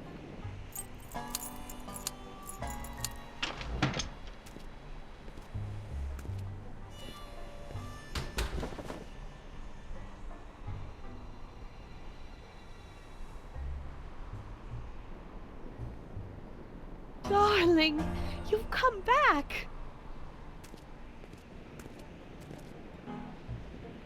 Of course I knew you would. An intelligent boy like you wouldn't be one to throw away true love all because of a silly quarrel. I've already forgotten about last night's little tiff. I trust you've done the same? Of course I have. Of course I have. What?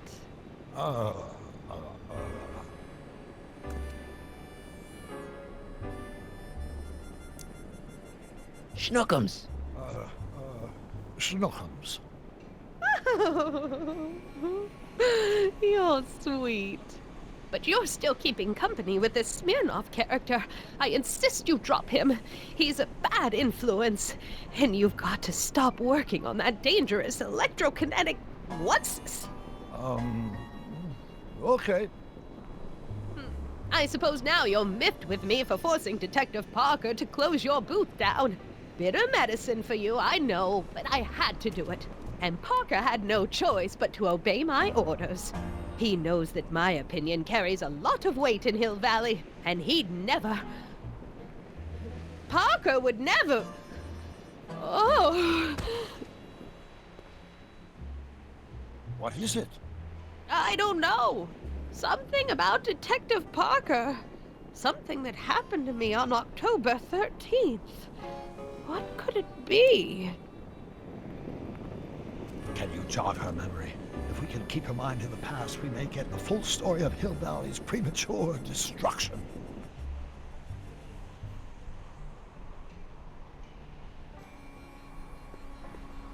Help me figure something out. Yes? I'm not sure what she's searching for. Did Detective Parker do something to Edna at the expo? Yeah, he tried to arrest her. That must be it. Can you think of a way to prompt her memory? Explain something to me, Doc. Edna jumped to the past and made Hill Valley disappear, right? That's the working hypothesis. Then how come we're still around? Whatever Edna did to Hill Valley must have happened so long ago that the ripples in the time stream haven't caught up with us yet. So, how long do we have before the ripples catch up with us? Oh, I'm sure we've got at least an hour before everything goes to hell. Great. Edna used the DeLorean to jump into the past. I wonder why she never jumped out again. Put yourself in her shoes. Unexpectedly propelled into the past by an unreliable time machine. Would you risk another trip? I might. Maybe we could check the time circuits to find out what date she landed. We could, if there's anything left of the time circuits, but I'm afraid they rusted out long ago. When do you think it died? The DeLorean, I mean. That vehicle hasn't been operational in a very long time. My guess is whatever happened to Hill Valley also happened to it. You know, I've been dealing with Edna Strickland a lot lately, and I've seen her old and I've seen her young, but I've never seen her so... Batshit crazy? Right. How do you think Edna got this way? I guess that Edna's immense guilt over whatever she did in the past, combined with the trauma of traveling through time, has caused her to repress her memories. If we want to find out what happened, we'll have to break through those blocks, preferably before the time ripples catch up with us. You really think we can get through to Edna? She seems pretty... out there. Even the most repressed memories can be restored with the appropriate stimulation. We just have to find the right cues to lead her down a path of emotional recovery before we get erased by the time stream. Sure, no problem. It's disorienting enough under the best of circumstances. Imagine the effect on a mind that's completely unprepared, especially a mind that doesn't deal well with chaos. I still can't believe my grandpa married Trixie. What are we gonna do about that? It's a dire situation, but I'm afraid I'll have to take a back seat to unraveling this unspeakable catastrophe. I'll figure something out. I'm sure you will. Here's something that'll make you remember. Remember what? I don't like to remember. Who are you? What are you doing in my yard, you hooligan? No, Edna. No yard. What? This is Emmett speaking. It's October 13th, 1931. Yes. And something's about to happen. Oh yes, something big. But what? Better not talk to her directly. It'll break the spell. Maybe this'll take you back. Back where? I don't want to go back. Stay in the moment, Edna. Please, Marty. Don't interrupt the trance. I brought you this. Already got one.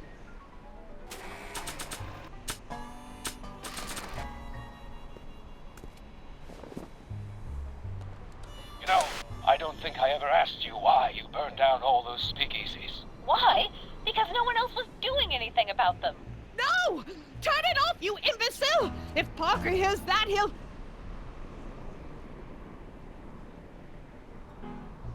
Officer, I can explain. It was a trick. I was framed. Oh! He's after me!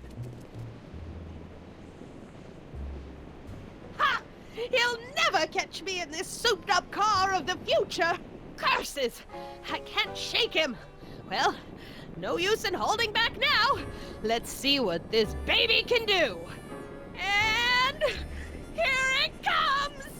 Yes? Here what comes? I don't know. Something really unexpected is supposed to happen right about now, but I'm not sure what. Oh, come to think of it, how can I be expecting something unexpected? Oh, what's going on? Quick, Marty. We've got to find a way to push the story along before she snaps out of her reverie.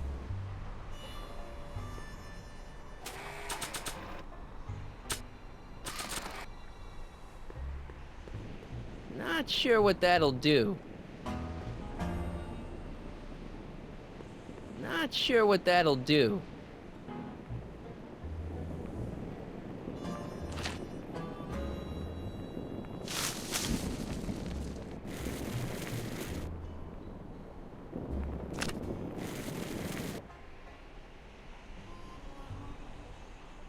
Not Not sure what that'll do.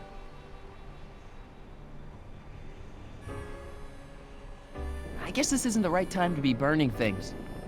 Ouch!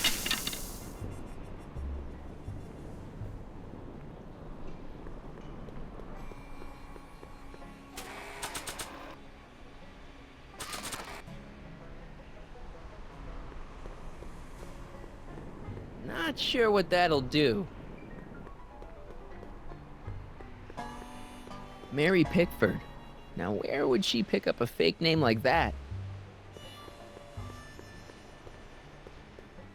Help me figure something out. Yes? She's waiting for a time jump. I know, but that DeLorean's jumping days are behind it. Still, maybe there's some way to simulate the experience.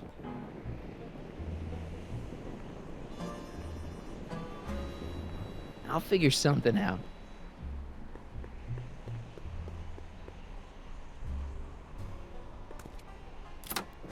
Here they come! The lights! I'm being transported! Where? Back! Back! To the past! What do you see? Hill Valley! But it's all different. It's so small and primitive. Heavens! Can it be? It is! Is what? Grandfather! Big as life! Marshal James Strickland came to Hill Valley in 1869, shot by... I know, Doc. We met him in 1885. Remember? No! I must be mistaken. Grandfather didn't look like that. That man is an imposter! I'm not even sure it is a man! This is all very confusing. Where am I? Why am I thinking about the past? Get off my lawn, you kids! Better find a way to bring back Marshal Strickland quick. We've got to bring this story to a climax.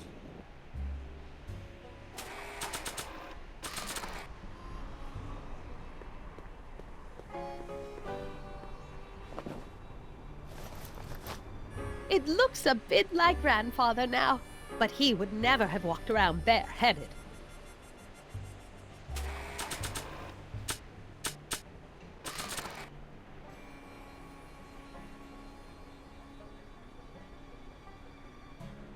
Looks like a Strickland to me.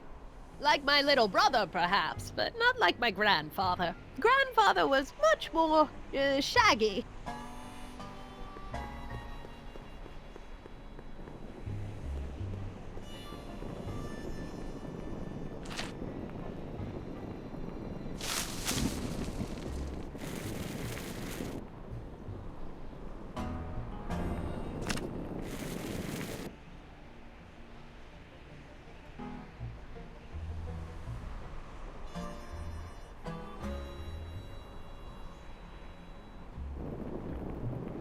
Don't upset her, Marty. I guess this isn't the right time to be burning things.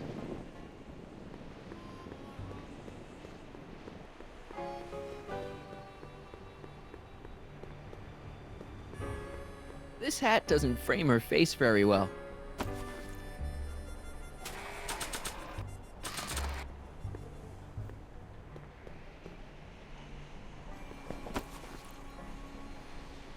Not bad.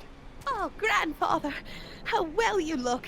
How well everything looks. How does everything look? Tell me. It's a bit rustic, to be sure, but all the buildings are so sturdy and well kept. And the young people of Hill Valley, they're so virtuous and upright.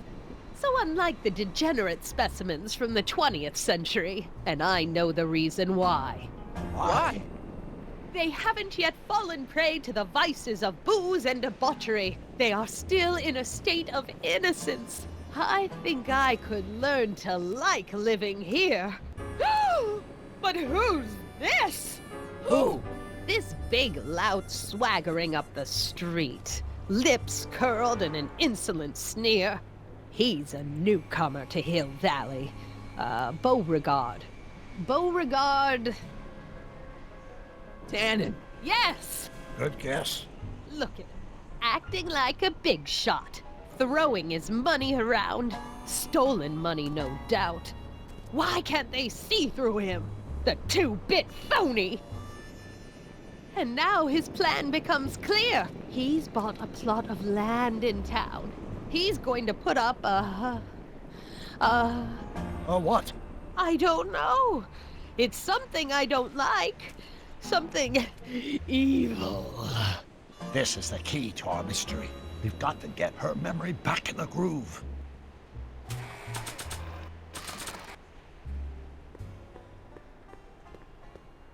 Not sure what that'll do.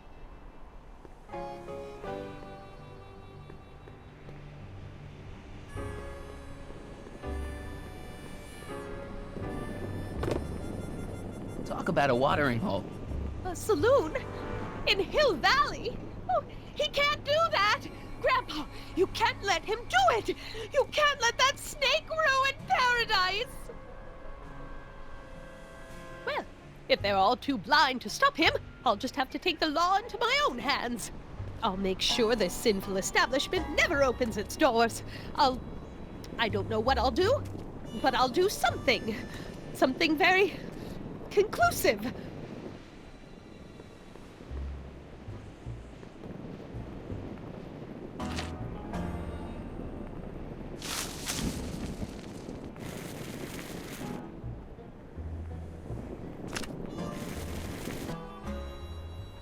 No, you're doing it all wrong. It'll never burn like that.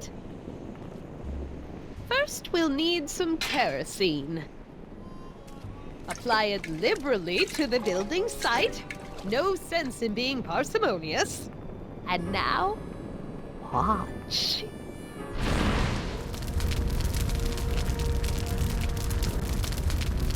Isn't it beautiful? The devil's handiwork consumed by the fires of righteousness! Burn, you sucker! Burn! She was never this passionate when we were dating. Oh. What is it, Edna? Is it the fire? Turn away! Don't look! It's not staying in the saloon, is it? It's spreading to the other buildings in Hill Valley. My intentions were pure. It wasn't supposed to happen like this. But it did happen like this, and you've been repressing it all these years because you can't stand to admit that you're... A hooligan! I'm a hooligan!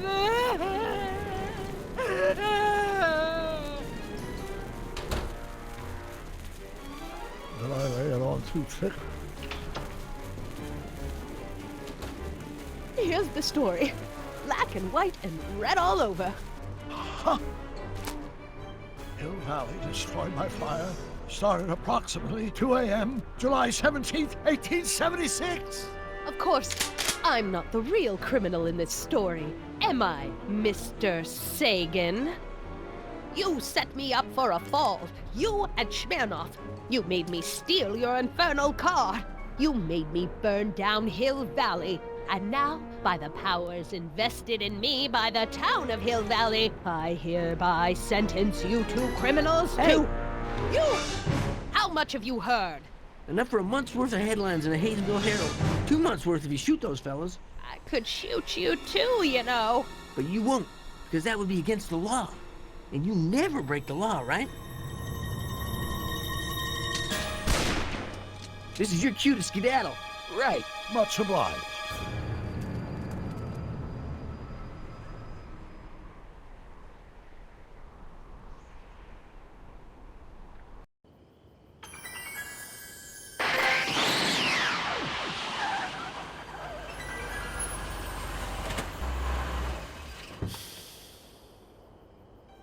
There's Beauregard Tannen's half-finished saloon. Sometime during the next hour, Edna's going to light it on fire and accidentally burn down Hill Valley. I wonder where her DeLorean is.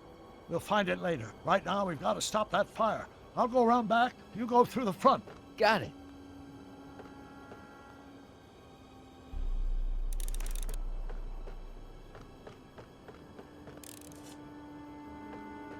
I think I liked it better on the outhouse door. I'd better not get too close.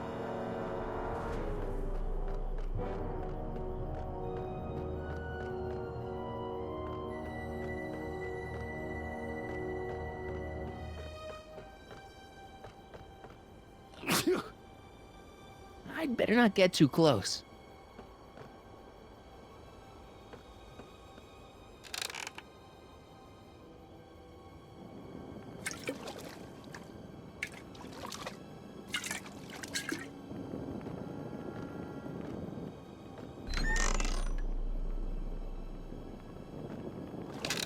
Who's there?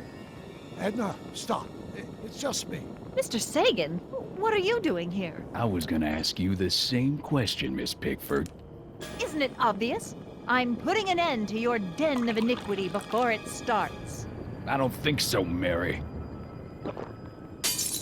I don't like shooting women, but no one comes between Beauregard B. Tannen and his livelihood. Tannen, stop! If you shoot her, she'll drop the torch, and this whole place will burn up. Edna, stop! If you drop that torch, he'll shoot us! Looks like we're at something of a standoff here, Mr. Tannen. I don't see a way out, unless somebody manages to disarm both of you at the same time. How the hell am I supposed to do that? Dolores Miskin? Maybe I could jump him. If I had a gun, I could probably outdraw Tannen, but I don't. Chandelier's right over their heads. That's gotta be useful somehow.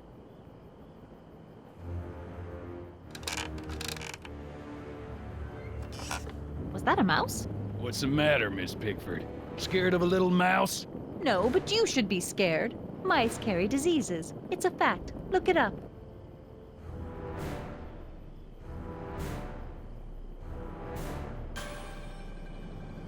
Hang in there, Doc. That must be where Edna got the kerosene. What kind of odds would you give me that I can disarm you and douse the young lady's torch simultaneously? About the same odds that you can walk out of here without getting a shot to the gut, stranger. I gotta find some way to snuff out Edna's torch without getting her and Doc killed.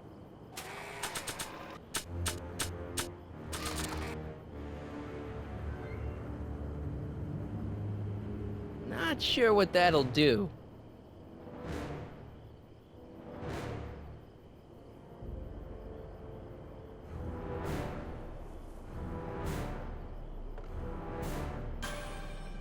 Not sure what that'll do. Pickle juice. That ought to be handy for putting out torches. It's too heavy to lift.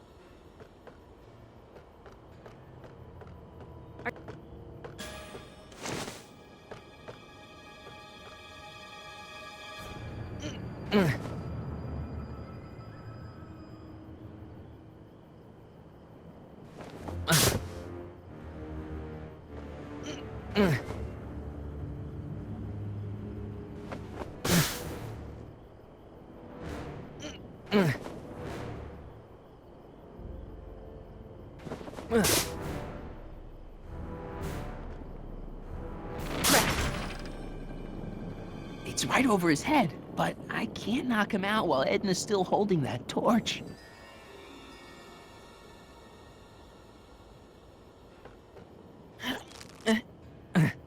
Heavy.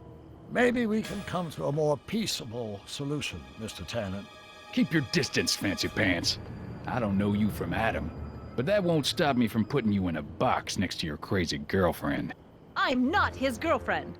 Ha! The sandbag's right over Tannen's head. I can't reach it, and even if I could knock it down, Edna'd be free to torch the place. Well, there's a sandbag over Tannen's head. I wonder if I can get something over Edna's torch.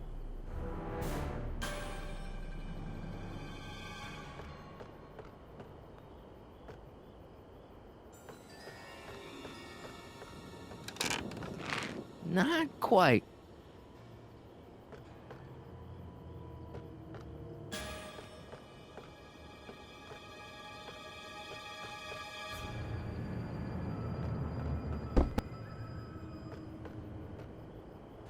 Man, this thing is not light.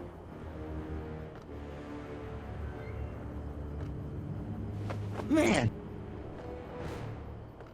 Why are you so hellfire determined to meddle in my affairs, woman? You've been a-burring my behind for over a month now. You're the source of the hellfire around here, Tannen. I'm just fanning the flames a little. Lady, I'm just giving the hard-working folk of Hill Valley a place to play some cards, look at some dancing girls, and knock back a few drinks. Exactly. Pickle juice. That ought to be handy for putting out torches. It's too heavy to lift.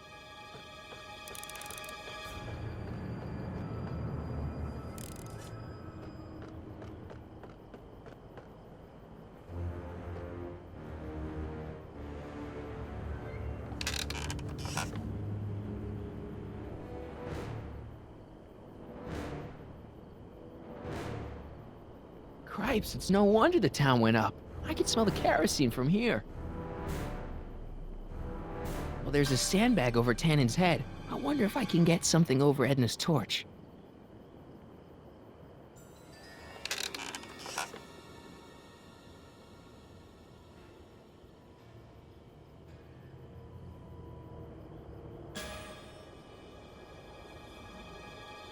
A 100 years from now, Hill Valley will erect a statue in my honor. If you go through with this, there won't be a Hill Valley 100 minutes from now.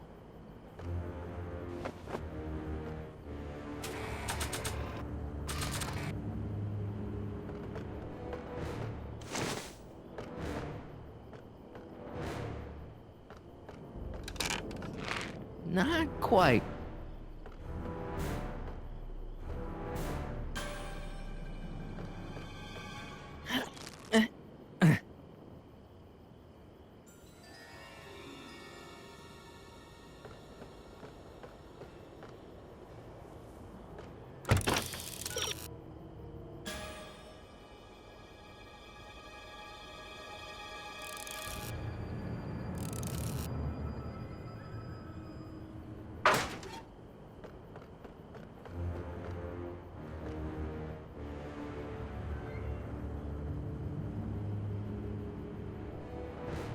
Mary Pickford? Don't tell me that you're not.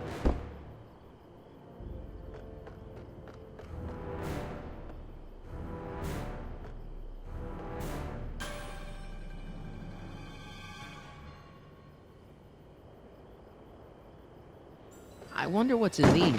Oh, stop, quiet! Gah. What the hell? Oh, cow crap! There goes all my pickled pig's feet!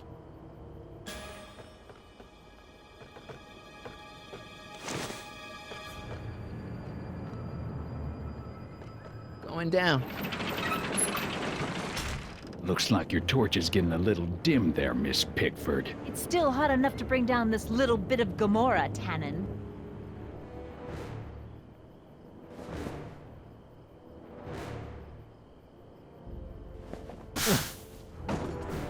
All right, physics.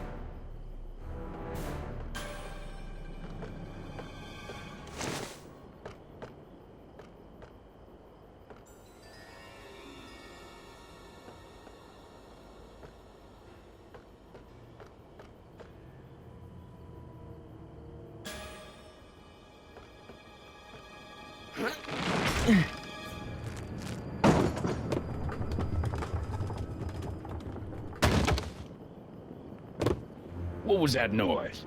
What noise? I didn't hear a noise. Say, that's a lovely chandelier you've got there, Tannen. Is it French? French? Nah, I got it off a wagon that had the misfortune of being robbed the week before I struck it rich in Nevada City.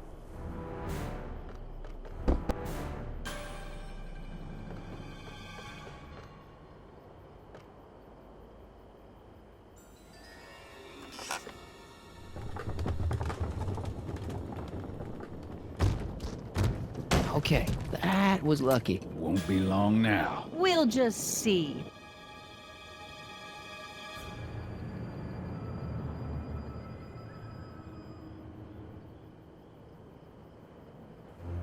Why are you dressed like that?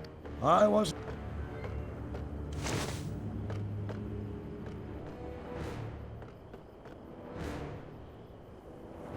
The ammo's in place. Now to pull the trigger.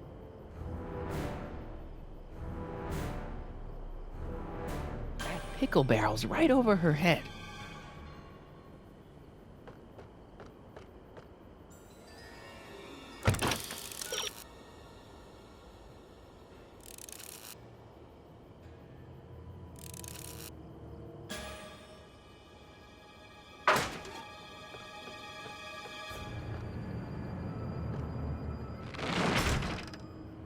sure why I did that.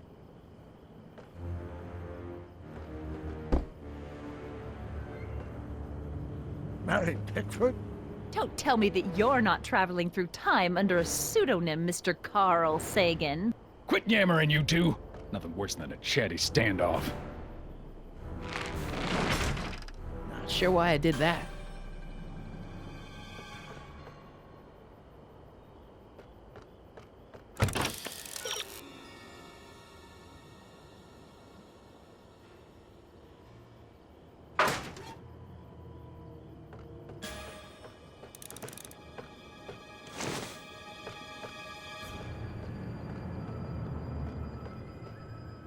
Come on. Got any last words? I'll see you in hell, Tannen. You first, lady. Come on, you son of a... Ha! What the frog? Who the hell are you? I'm the diversion, butthead.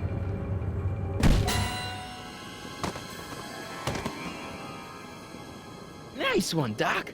Don't tell Clara. She thinks fisticuffs set a bad example for the boys. Now, where's Edna? Doc, she's gone. Edna's DeLorean. We gotta stop her before she hits 88 miles per hour. Come on!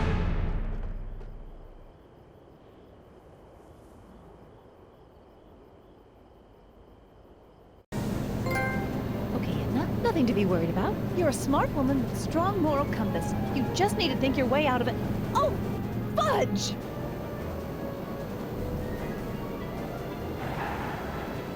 What's she doing? I think she's spouting euphemisms at us. Luckily, the road out of Hill Valley is still pretty rough in 1875. It's unlikely she'll manage to accelerate 88 miles an hour anytime soon. How are we gonna stop her? Good question. We can't risk injuring her or damaging the vehicle for fear of altering the timeline even further. Luckily, those diagnostic lights my alternate self put all over her DeLorean have given me an idea. Here, take these. What are these? Flux synchronization modules. How do they work? I generally use them for maintenance purposes, but we might be able to use them to sync up with the alternate DeLorean's diagnostic modules, thus making it possible to link both sets of time circuits and override the time destination of the alternate DeLorean. At least that's the theory, anyway. That's a great plan, I think. Best of all, we won't need to weld the modules to the frame. We'll just snap them over the diagnostic lights. Wait a minute, Doc. You want me to go out there? How the heck am I supposed to do that? Good question. Let me think. Aha! A hoverboard! It saved our hides a few times before, so it seemed like the appropriate tool to bring along for the job. Sweet!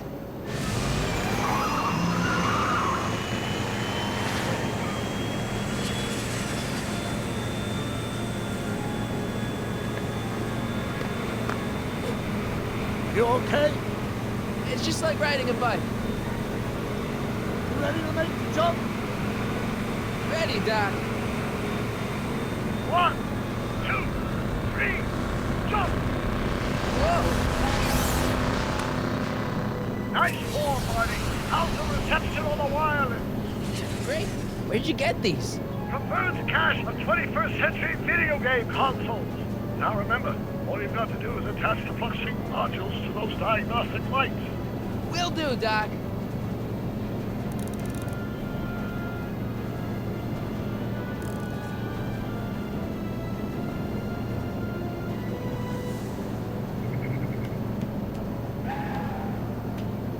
Is this the starboard flux emitter? Yes. Now plug in the flux sync. It's one of the flux emitters.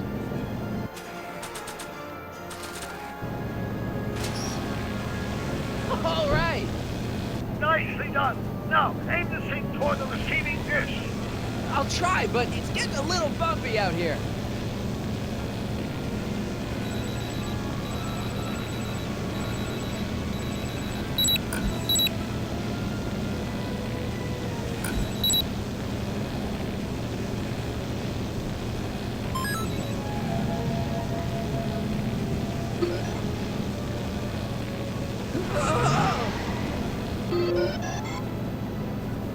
That's one flux sink down. 2 to go.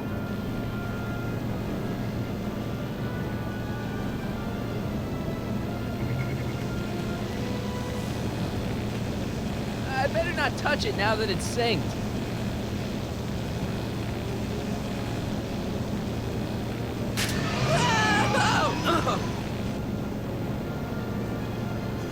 Mr. Fusion, should I disable it? Leave it alone. It's not a good idea to monkey with nuclear reactors.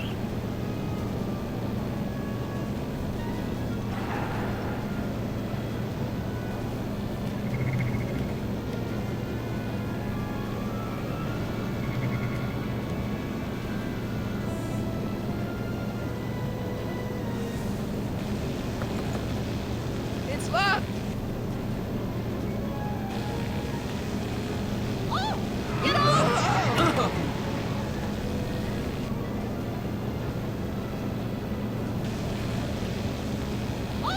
Get off! I can't sneak past the rearview mirror.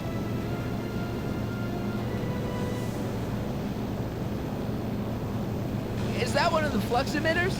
Yes. Now plug in the flux sink.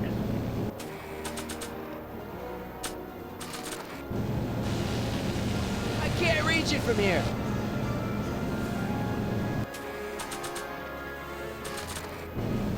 Not sure what that'll do.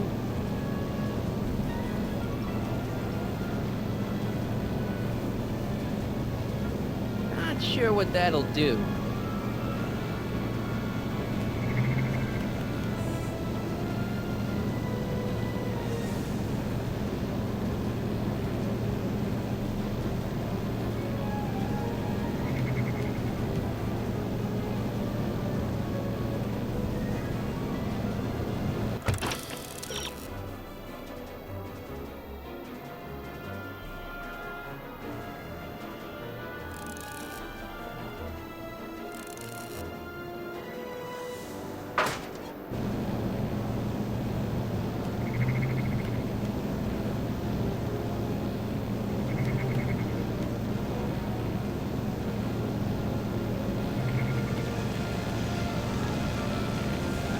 I better not touch it now that it's synced.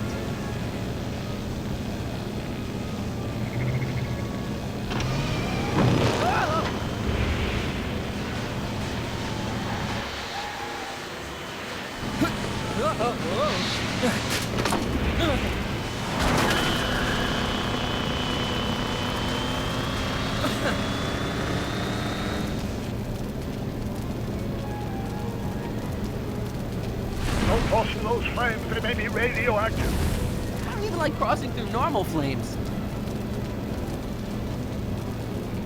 It's one of the flux emitters.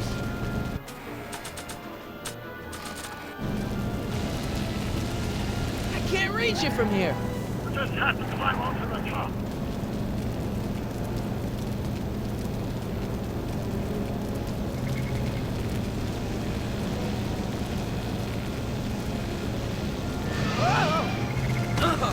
Marty! I'm okay. I'm okay. Don't cross through those flames. They may be radioactive. I don't even like crossing through normal flames. It's locked.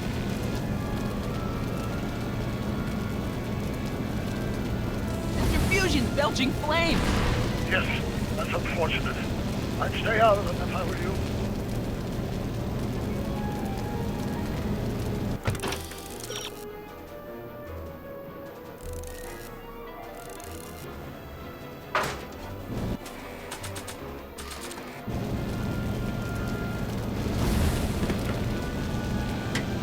Nice work, Mark.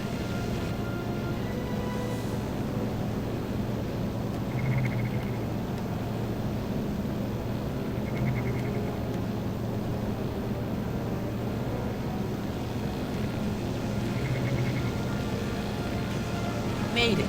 Excellent. Now let's get that flexible right mouse on before she starts making life difficult. She's been making it easy up till now? Is that the port flux emitter? Yes. Now plug in the flux sink.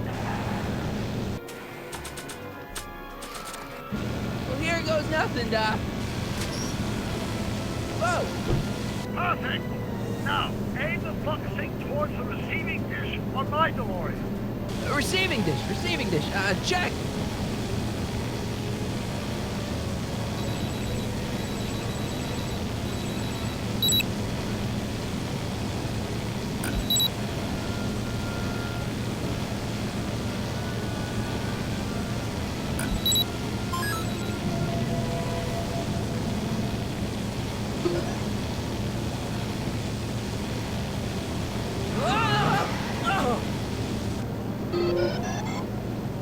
We're almost home, Marty. Just one flux sync left. Get off my car, you hooligan!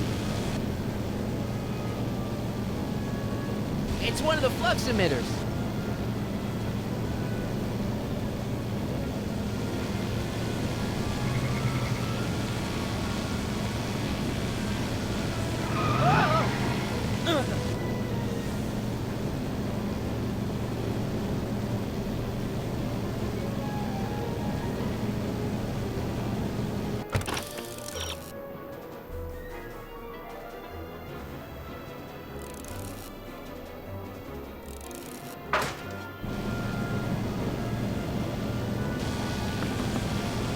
It's locked!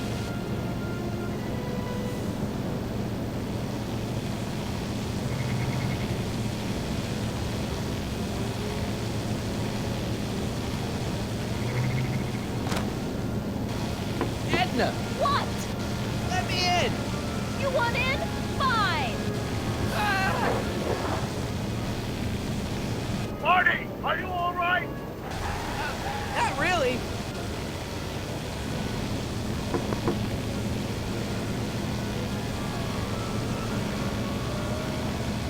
What? Pull over! No! You're in a lot of danger! So are you! Give it up! You first! Give it up! You first! Not sure what that'll do. Not sure what that'll do. Oh, wow!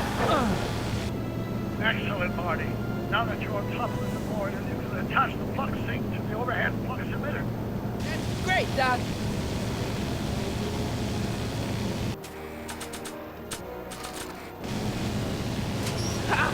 Nicely done. Now, aim the sync toward the receiving dish.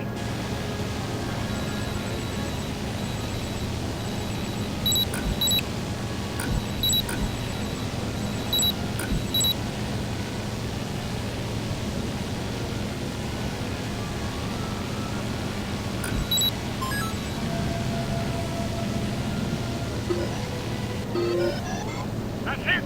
Get out of there, Marty. Phew.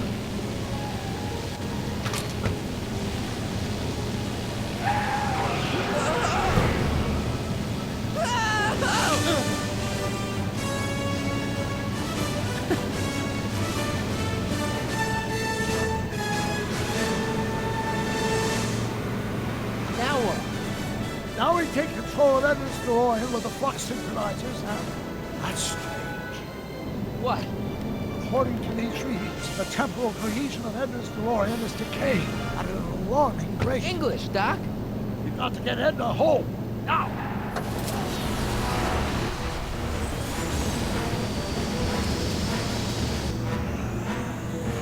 Hold on!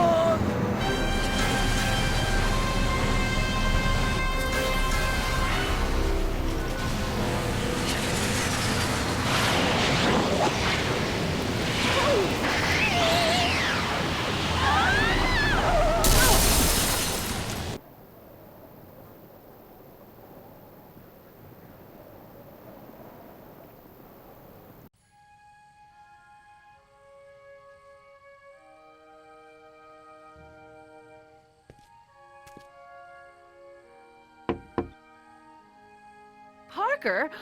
Then I must be back in...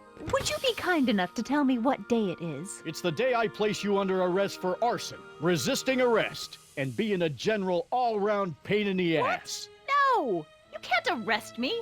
Not now. I just got back from the last century. Would you look at that? Edna Strickland, drunk as a skunk. I'm not drunk, you reprobate. I'm a time traveler. Sure you are. Oh, I'm loving this. I'll prove it to you. Come with me. We can do the whole day over if you want. We can fix everything. We can start by drying you out. Come on, into the station with you. You come bunk with me, doll. I'd rather die. Stop it! Unhand me, you dolt! Well, I guess that's it for Edna. Yes, I suppose it is. You know, whoever said time heals all wounds didn't know squat about time travel. What do we do about that, DeLorean? No need to do a thing. Ever since we synced up the time circuits, the temporal breakdown in Edna's DeLorean has accelerated at an exponential rate. By my calculations, the timeline should catch up with it in 5, 4, 3, 2, 1, now! What the hell? Hey, Parker, you're not gonna believe this. See? What did I say? Ready to go home? Wait, Doc, the timeline's not fixed yet. Look.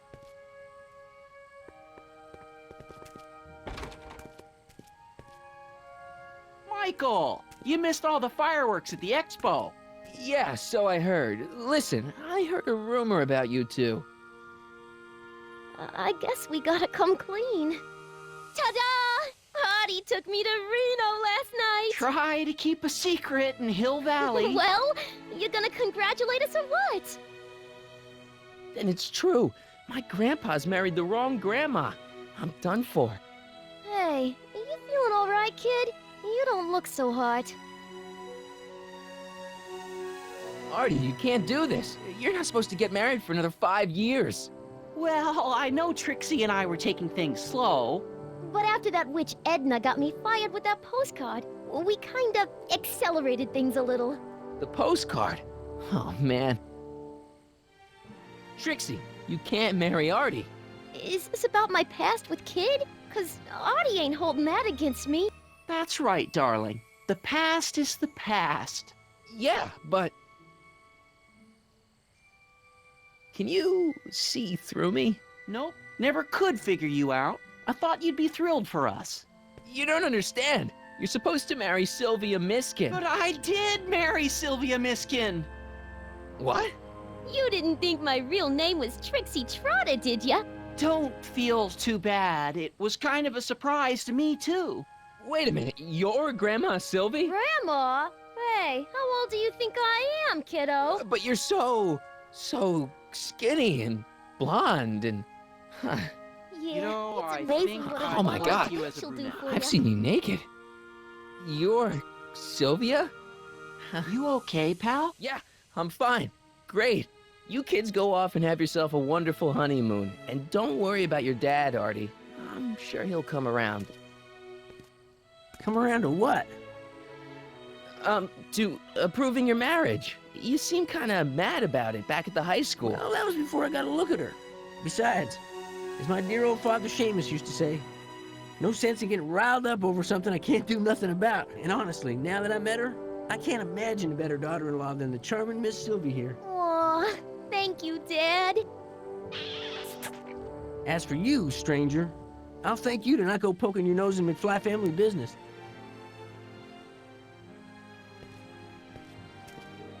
It's been a pleasure, Agent Corleone.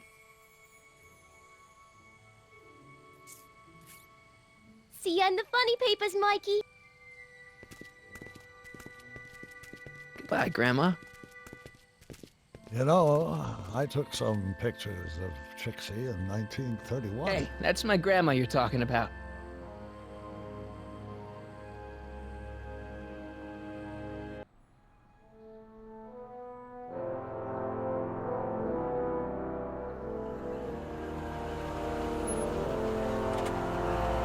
Here we are, back in good old 1986. May 14th? 15th. Best to build in a little lag time. Gives you a chance to catch up. Looks like the estate sale is still going on. Hey, don't you want to stay, Doc? You gotta stop the bank from selling off all your old stuff. What are you talking about? Estate sale? Bank? I'm not dead, Marty. Clara and I are having a little garage sale, that's all. Garage sale? You mean... Marty, you're back from your trip. Hello, Doc. Selling off the family treasures, eh? Not quite. but I hope you find something you like. Speaking of which, did you find what you were looking for? Yeah, I sure did. Great! Hey, is that a box of Asimov? Let me get this straight. Are you telling me you live here now? In 1986? Well, naturally. Claire and I maintain a part-time residence here. Wasn't that the case when you left? No. Strange. I can't imagine not sticking around. After all, I've got my late father's foundation to supervise. If I wasn't here, who'd present the annual Earhart Brown Scholarship for Young Scientists? Something funny? I'll explain it to you later. I don't see what's so funny about looking after a family legacy. Oh, almost forgot. I've got something for you.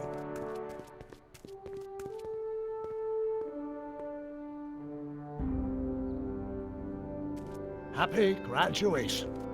Graduation? But that's not for another... The McFlys of Hill Valley. An exhaustively detailed history of your family, from your great-great-grandfather Seamus to the present. You traveled through time to write this? Well, most of the research was done traditionally, but your grandma Sylvia proved to be something of a mystery.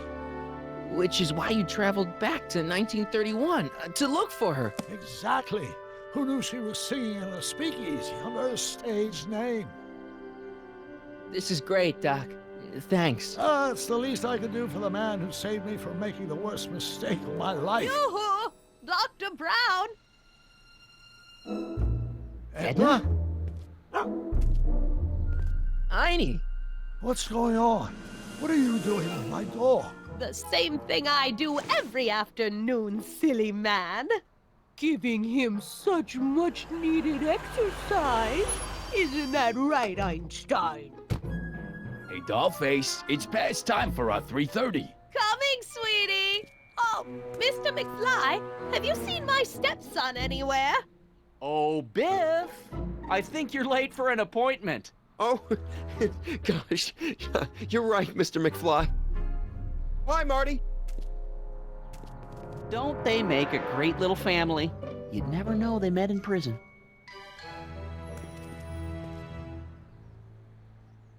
Don't say anything. Let's just walk quietly into the lab and hope there are no more surprises.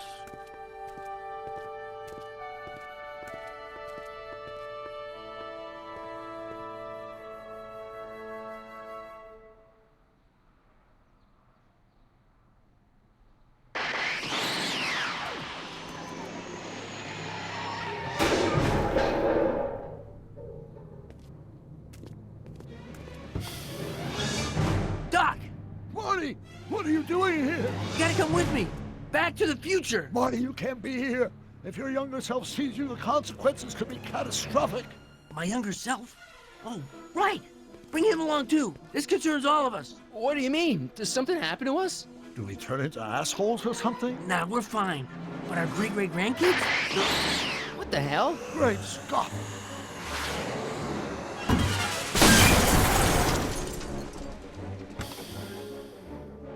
Doc, you gotta come back with me.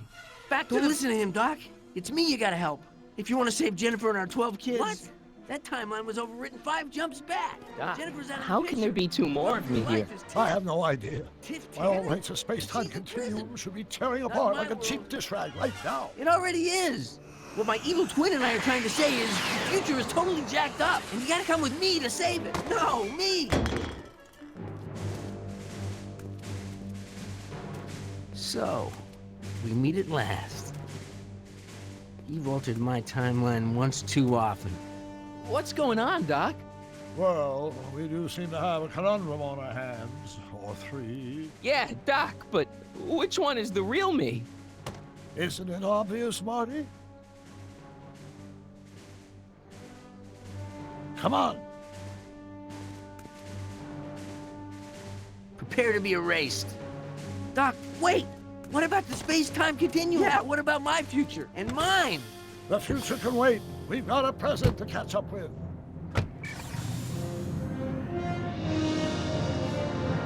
Where to, Doc? Mr. McFly, thrill me.